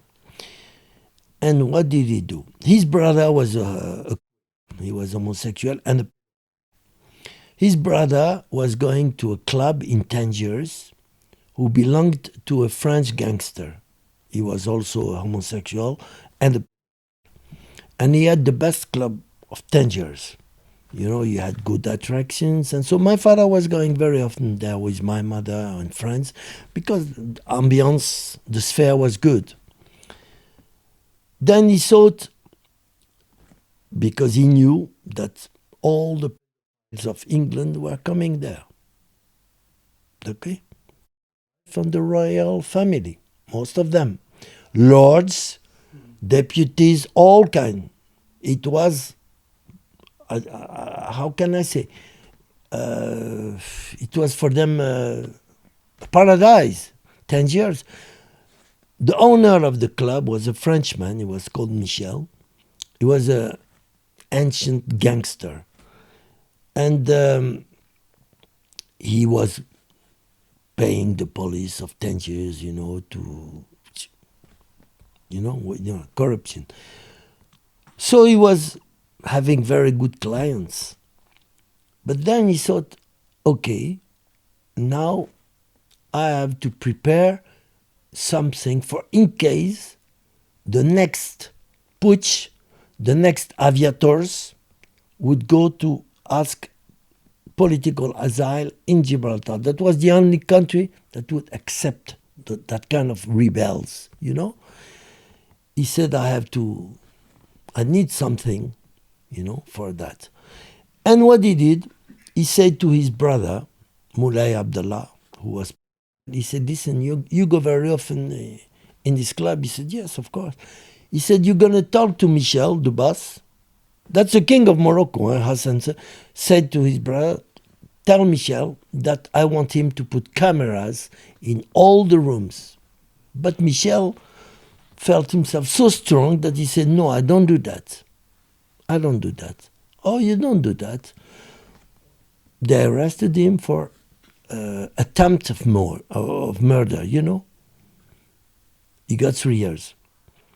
And in jail, they were screwing him 20 or 25 times a day, you know, in front of the guards, you know. All the detainees were allowed to screw him. So, after 1 month, for example, my father was the big boss of the medicine in Tangiers and all the province. So he was the director of the hospital, and he was also controlling the jails, you know, and so on. So he went one day because Michel wrote him a letter. He said, please come to see me, please. So my father went to jail to visit him. He said, listen, they are killing me. They fuck me every day. I cannot do anything. My father said, okay, what I can do is sue your ass. Okay. He said, please bring me to your hospital. Ask the director, bring me to the hospital, sue me, and keep me 1 or 2 months in your hospital. My father did it. So he knew about the thing, you know? So he actually sewed his ass. He sewed his Yeah, ass. yeah, sure. I mean, how Not my father, but he had people for that. how in do you use the hospital. toilet? Huh? How do you poo? Ask him. I don't know. He could not. I don't know. It's called a circling. A circling. A circling. It doesn't close you. You're not completely closed. Yeah. Of course not. You still use the toilet. It just, reduces So, Reduces never the heard of capacity. So. so afterwards, he said, "Okay, I will do what the king asked me to do. Put cameras." So he went out of jail. He went back in his hotel and so on and so on. And then came the putsch. The aviators, you know, they were Planes. planes, fighters, not normal planes, but plane Fighter jets. fighters. Yeah. They escaped. They did not succeed, killing the king. That was in the air, you know. The king was going back from France. He was going to Morocco in a Boeing. They surrounded him, 6 aviators, 6 planes. They shot him, but not with real missiles, you know. It was training missiles. But with 100 missiles, the plane was a little bit in a very bad state, you know. But they did not succeed, okay? So they escaped to Gibraltar. The king knew it. They took a helicopter and they went to Gibraltar. They landed in Gibraltar. The queen gave them directly the political advisor. The king of Morocco said to the queen, give me my rebels back, please. No, we are a democracy that has political advisor. I give it them. Okay. He first tried to, how do you say that?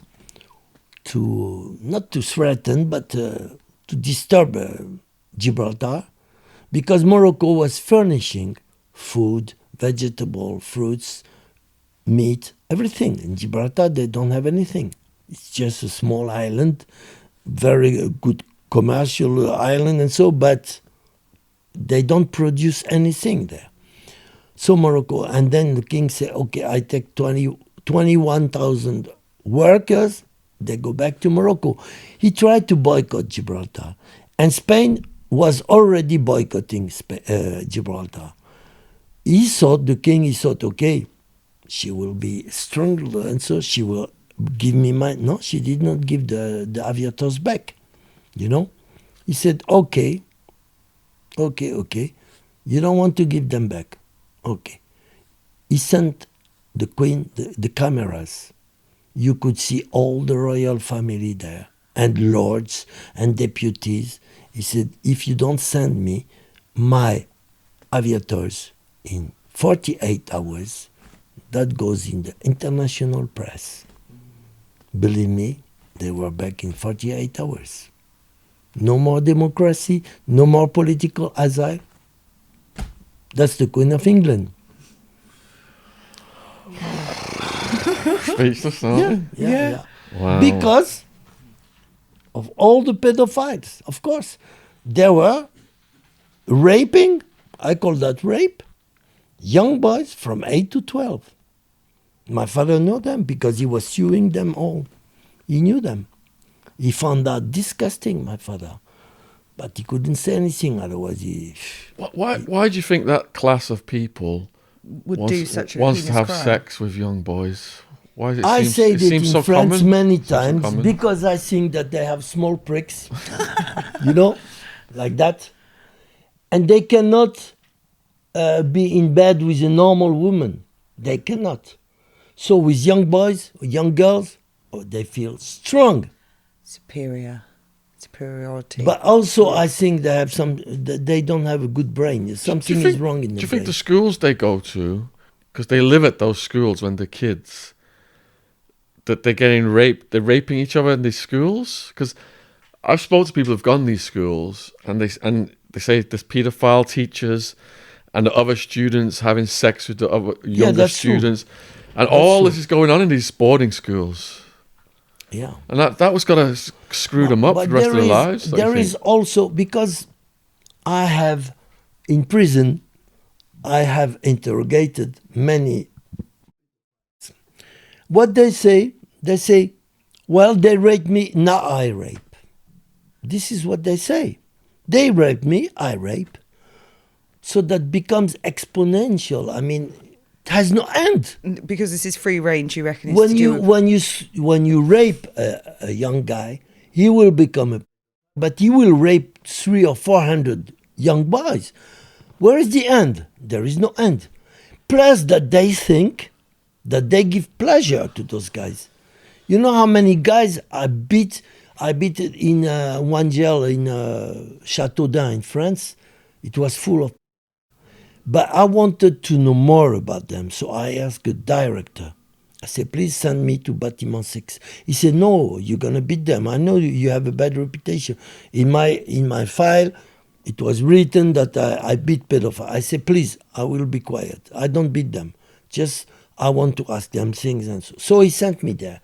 And what I heard, man, can't believe it. Those guys are not human beings. It's not possible. It's not What did possible. you hear? For example, I was going to speak Dutch. For example, there was a guy, he was 84 years old, 84. So he could not get hard, normally. One day he comes, he was my neighbor. But I beat him, of course. I gave him some clap. Blah, blah. They were cooking for me. They were doing all kind of things because they were afraid of me, of course. And one day he comes, he said, oh, Gerard, I come to say bye-bye to you. I said, oh, are you going? He said, yes, I go out tomorrow.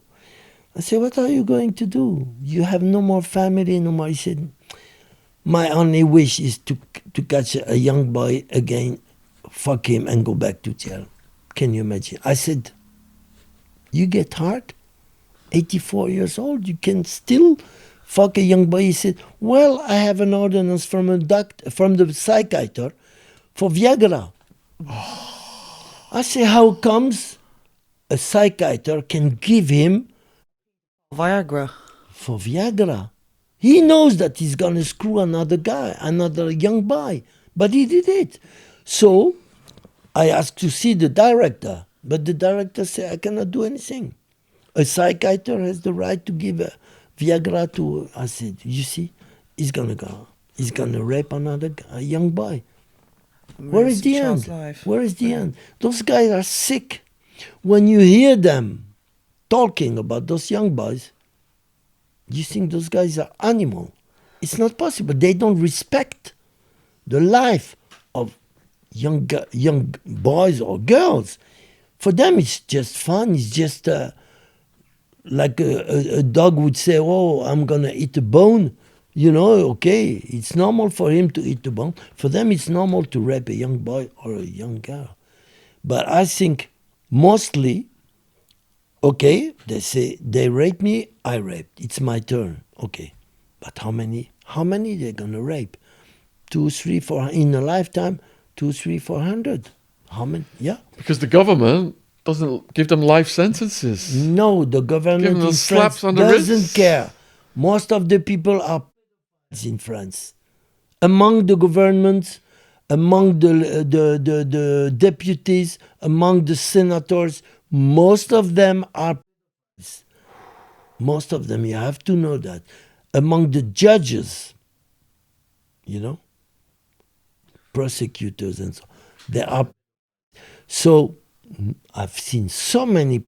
They get okay. They've done something. 18 months. They deserve 18 years, not 18 months. 2 years. No, man. Give those guys 20 years. Lifetime. Hang them. Cut This their is not penises normal. off. Cut their pee-pee. Yeah, it doesn't help. No, No. I suppose they could use. They can drugs. work with hands and take a boy, you know. No. Okay, that's the first thing. Take the balls out, everything, up, over. But kill them, that's all. They don't deserve less than that. No, I mean you beat in jail. What do you do when you meet on the outside? Beat him. Of course. But they don't mix themselves with us. No, they have their own how do you say? Headquarters. They have their own. They go promenade, how do you say? The walk. Yeah, When you go out for walking a little Where the bit. kids are. How do you call it? No. promenade. No, he's talking about in jail, you know, when you On the yard. On the yard. Yard. On the yard. How do you Recreation. call- Huh? Recreation. Recreation, okay. Together. Never with normal detainees. No, never.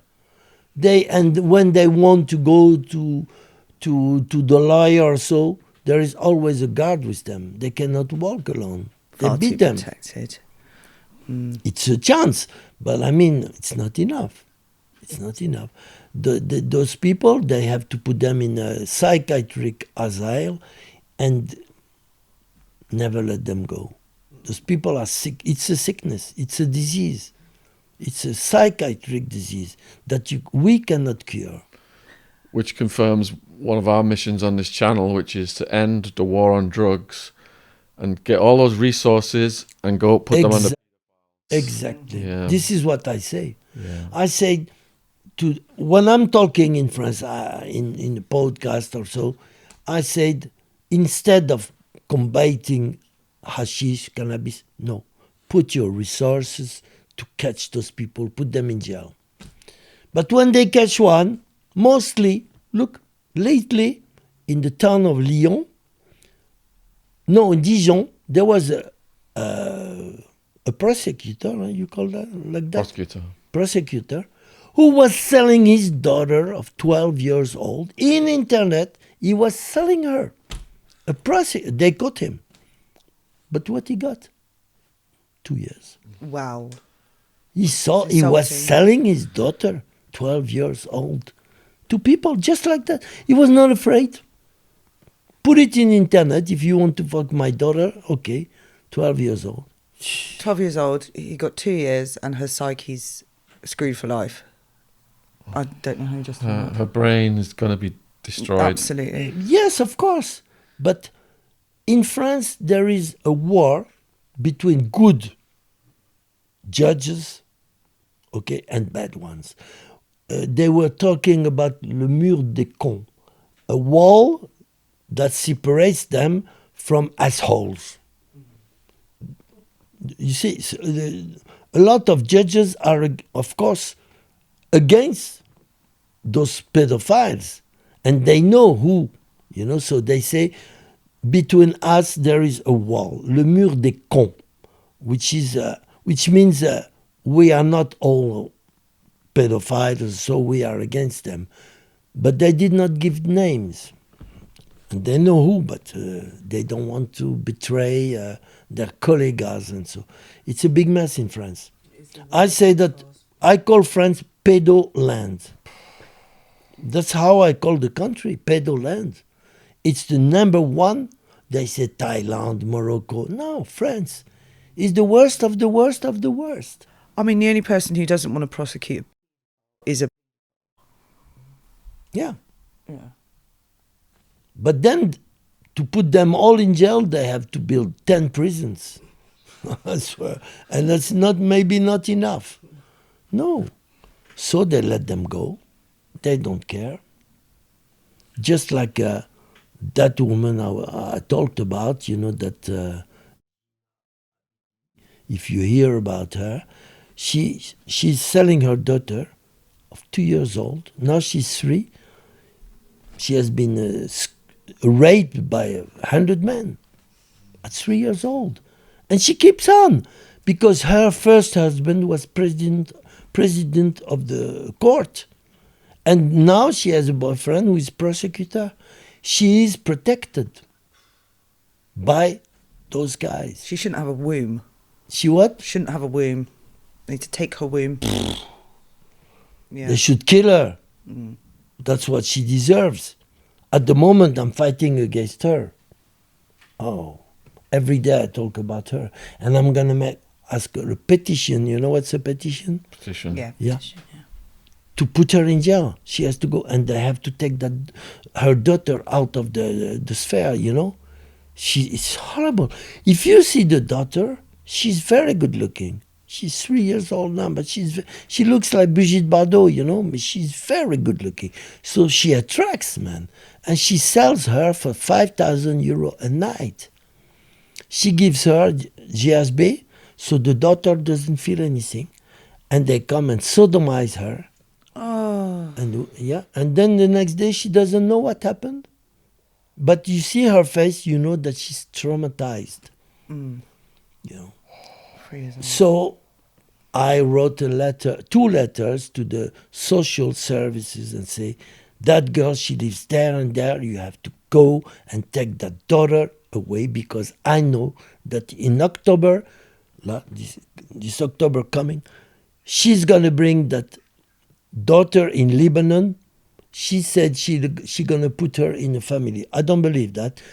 She going to give it to the Satanist. You know what Satanist? Oh, yes. Because she belongs to the Franc-Maçon, Freemasons, Yeah. and the Satanists. She belongs to them, Templier, all kind, And those people, if they want to stay with those people, with Satanists and so, they have to give one son or one daughter.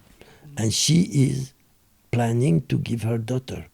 So I warned the government. I want everybody in France. Lately, I did many emissions. I see this and that. See what's going to happen. So have And you... have you had many dealings with the Freemasons? What? Experience with the Freemasons. Who? You. Freemasons. My father was Freemasons. Really? But he was a nice one. He was the director of the Lions Club, the Rotary. But they were using him. They were manipulating him. He didn't know what was behind. My father was too nice to be a bad man. But I have had experiences, yes. The one I denounced before, who is hiding himself in Thailand, and the other one lives in... No, he's escaping him. He's hiding himself in Switzerland. He's also a Freemason. I know a lot of them. But I cannot prove what... I know there are Freemasons. My best friend is Freemasons, but he's not so bad. I mean, that's what he says. I don't know what he's doing in the background, I don't trust anymore those people, man. Those people are sick. And I should say that most of them became rotten because of cocaine. The cocaine pushed them to that. Because you need really courage to do that. I mean, if you are in a normal state, you cannot do that. It's not possible. They are using cocaine, and I don't know if you took cocaine in your life, but I did during 30 years. so I know whereabouts. I know that cocaine is a terrifying drug. You have no breaks. You know what I mean? Yeah. No breaks. You can be the nicest man without coke, like Dr. Jekyll and Mr. Hyde. It's exactly that. In the middle, you have cocaine. Dr. Jekyll can become Mr. Hyde because he took too much coke, and this is what is happening in France. Most of them are taking cocaine. I understand that they take coke, but take it easy, man. If you are the president of France, I denounced him, of course. Macron, I say that he was a aspirateur, comment tu dis? Aspiration. No, he was. Where is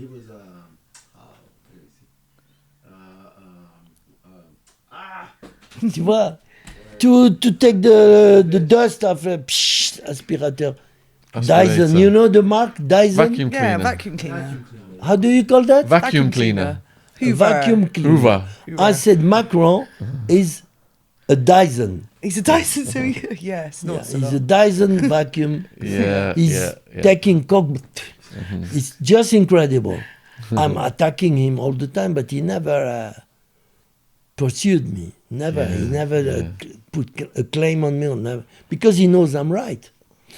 Now they know Macron. When they put Macron in photo like that, he's doing that. All the time, they put me beside. I denounced him. I said, look at him. He's doing that all the time. He is a cocaine user. So Gives why me- do you think it's the most expensive drug? Why do I think it's the most expensive Yes. drug? Because it's... what do you mean? Like all other drugs seem to be a lot cheaper, in my opinion, but cocaine is the price tag is completely unreasonable. I think. Depends on the quality. Of course, I used to sell a gram 100 euro, 100 pounds, but it was pure. But try to find pure coke in France will be difficult. No, they don't. They never give you pure coke. They give you coke mixed with bullshit, with speeds, all kind, with ecstasies, and so terrible. I suppose that Macron gets pure coke, of course, but you can see that most of the time it's not good quality because he's raging, you know, like that, and sometimes he's hello, badada. What a son of a bitch, that president of us. I don't believe that. France is decadence, you know, is really became a bullshit country. I'm ashamed to be French. If now they give me any nationality, I take. Give me Portuguese or whatever you want. I take. I don't want to be French anymore. If the British could give me British nationality, I take. If I could, Huh? if I could, I'd give you it. Yeah. I asked Putin to give me the Russian nationality. Maybe he will, because I like him. I like him. The Ukrainian people, you know, they are crying at the moment, but they looked for it. If you knew who are the Ukrainian people, you would not cry for them. I tell you, they are the worst of the worst. 15 or 20% of the young boys and girls who disappear because they come in France, even in England, they kidnap young boys. They bring them in laboratories in Ukraine, and they take the blood. They sell the blood of young boys, 2 years, 3 years old. Those young boys, they disappear forever. They have no life. It's finished. They belong to the laboratory, like dogs, like rats, and so they become okay. And they sell weapons, all the weapons that we have in the suburbs of France, you know, in all, comes from Ukraine, drugs. They replaced Holland. Before it was Holland. The laboratorium of drugs in Europe was Holland, the supermarket, and now it's Ukraine. Oh. Yes. I know that for sure. All kind, heroin, excepted cocaine. Cocaine comes from South America, but the rest of that, We don't like them here. So Gerard, before we finish then, for the young people watching this, because we have a lot of young people, and they see the movies about the cocaine, and they see Pablo Escobar, and they think this is cool. What do you say to the young people who think cocaine is cool? I said, listen, man, don't touch cocaine because you can be hooked, you can be stuck on cocaine for the rest of your life. And the problem is that most of the cocaine, I would say 99% of the coke that you find in the street or by your dealer is cut with bullshit, with speed, with dangerous poison, dangerous drugs like amphetamine, like methamphetamine, like ecstasy. They put all kind of shit in it, and then you get hooked, you get addicted. And when you are addicted on cocaine, I got out of it because I'm very strong mind. I'm very strong, believe me. I'm like a rock. That's why I could get out of cocaine. But if you are a bit fragile and so, don't touch that drug. Don't. If you are not sure of your force, of your strength, please don't use that bullshit. And that I can say that in the height of my experience, it's terrible drug. Terrible drug because it can change even your sex. You can become all kind. You can, from one day to another, you have no breaks. When you take cocaine, you belong to the cocaine. She controls you. You have no breaks. And then you can also get a lot of cancers. 3 guys in France, very famous guys, they died because of my cocaine. I don't know if you heard about a guy called Bernard Tapie. No? He was a famous, one of the famous guy in France. He was a minister and then businessman, and then he was leading football things and so on. I warned him. I said, man, because I was furnishing him, but he was taking so much. I said, man, you're gonna get cancers very soon. He got 3 cancers. He's dead now. He's dead. Okay. Another one was called Jean-Luc Delarue. He was also a very famous man in the television and so on. Well, afterwards, I have to tell you about the woman, and the cat, okay?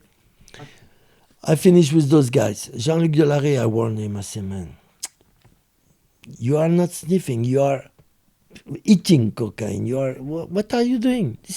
I don't care. He died. Also, cancer.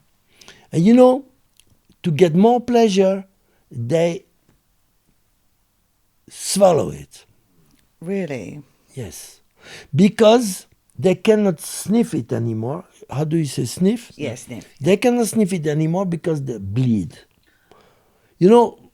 If you take cocaine, at least, if you don't want to bleed, before you go to sleep, wash your nose with salted water. Wash yourself. If you don't do that, you're going to bleed.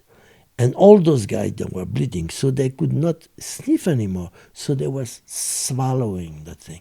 And when you swallow cocaine, you have to know that cocaine is made of chlorhydric acid, and all kind of shit. Dangerous, with cement. And if you see what goes in the cocaine, man, you don't want to touch it anymore. But they swallow it. So when you swallow that, it goes like that, in your esophagus. I don't know. Esophagus. Yeah. And then it's acid. So it eats your, and then goes in your stomach. So you get first cancer here, and then in your stomach, and then in your arms, and then you die. And it happens a lot in France. But they didn't want to listen to me. They kept on taking coke that way. They all died. Can I ask you a question? I seen on your wiki page the rumours of you being a hitman. What? On your wiki page, there's rumours of you. Un assassin. Yeah, I was. What? I have been. But for the government. for the government. I was working for Mr. Pasqua, who was the right hand of Chirac. You know, and just because in army I was a good shooter, you know, not only that, because they freed me in Spain. They freed me, so afterwards they say, okay, now you have to kill terrorists from Basque. You know Basque? Yeah. Terrorists and Corsicans, but mostly Basque. They gave me the address. I had to go with 2 other guys and shoot them. I did it a few times because I had to pay my debts, but not with pleasure. Yeah, I had some pleasure. No, because at the beginning, I was not really involved in that business because I didn't have anything against Basques, you know. But when they started to put bomb in the beach of Marbella, and I was going to the beach every day, so they could kill me. For what? What do I have to do with their problem? That's how I thought. I said, no, okay, I can shoot a few of them. And they did. But I'm not, a hitman. No, I'm not hitman. If they attack me, of course, I can defend myself. But I don't know. I could kill every day. Yeah. 100 for the breakfast and 100 after the breakfast every day. That I could do it with pleasure. Masturbating myself, and I would get orgasms and all kind of that. That I would do it today. I could start tomorrow. Sure, I'm not afraid. I'm not ashamed to say that. Good. And I would help the society. Don't you think so? Definitely. But we were talking about rape. So I met a woman in Tangiers it was in 1971. She was famous in England. She was a television presentator or something like that. She was very good looking, but she was a lesbian. She didn't like men. But she played that she liked me, to attract me in her bed. And she wanted me to be raped. When I went in the bedroom, I didn't see anything wrong, Okay, I went to bed, I made love to her, but I heard something under the bed. He moved. I said, "Eee." And then it was cracking in the wardrobe too. I said, ooh, too bad. I said to her, I go to piss. So I went out of the bed. There was a window, but it was the ground. I jumped. I took my things and I jumped. And I ran. And they ran after me, but I was running faster. Monster. They wanted to rape me. So what did I do? Because she had a big property in Tangiers.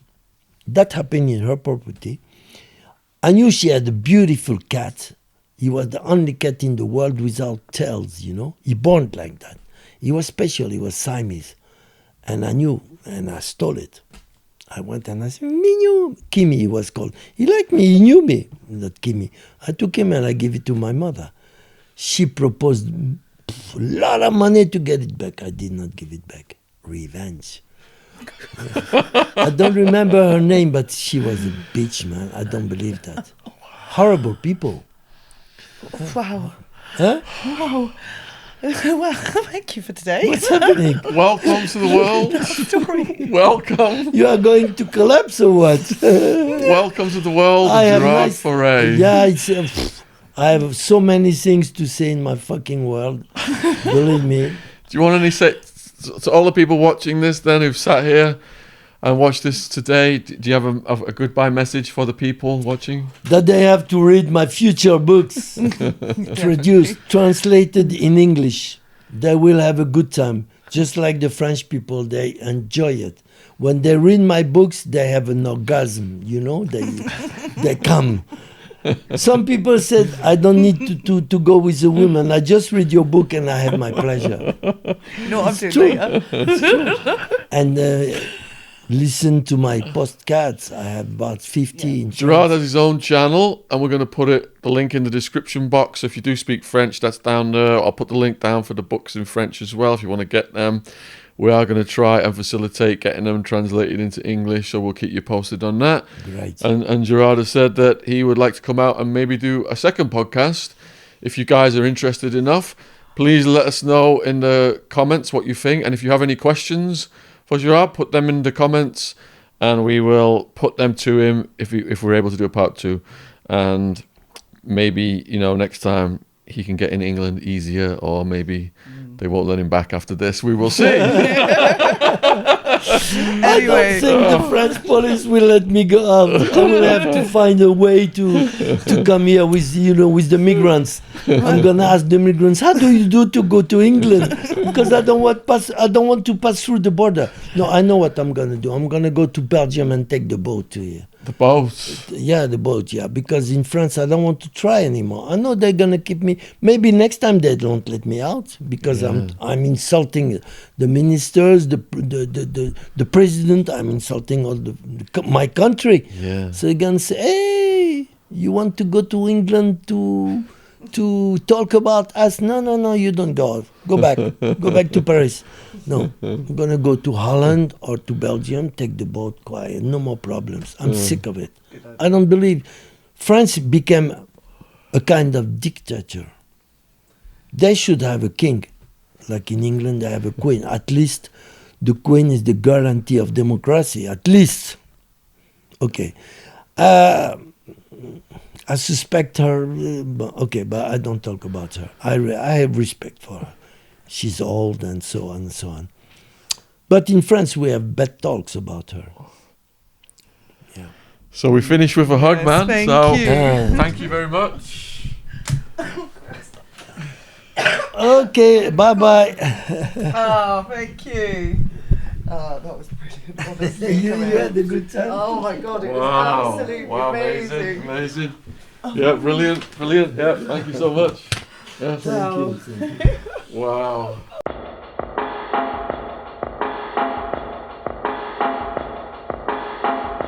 This podcast is sponsored by Gadfly Press. We are proud to announce the publication of Britain's #1 art forger, Max Brandrett, The Life of a Cheeky Faker. And from the back cover blurb, Max the Forger is an artist and gentleman whose colourful lifestyle has spanned over 70 years. He has lived under the strict regime of Bernardo's children's homes, been an elephant handler in the circus, lived rough, busked his way from Brighton to Bombay, sold his fakes up and down the country, dined with dukes, socialised with celebrities, associated with gangsters, served time in prison, and donated tens of thousands to charity. And through it all, he has never stopped smiling and loving life and missing his mum. Quote from the book. Mr. Brandrett, I do not see you as a malicious criminal, sighed the judge. But why, oh why, do you continue to use your God-given talent in this way? I just can't help myself, Your Honour. It's like an addiction, I grinned. Available worldwide on Amazon, link in the description box below this video. Thank you for supporting our sponsor.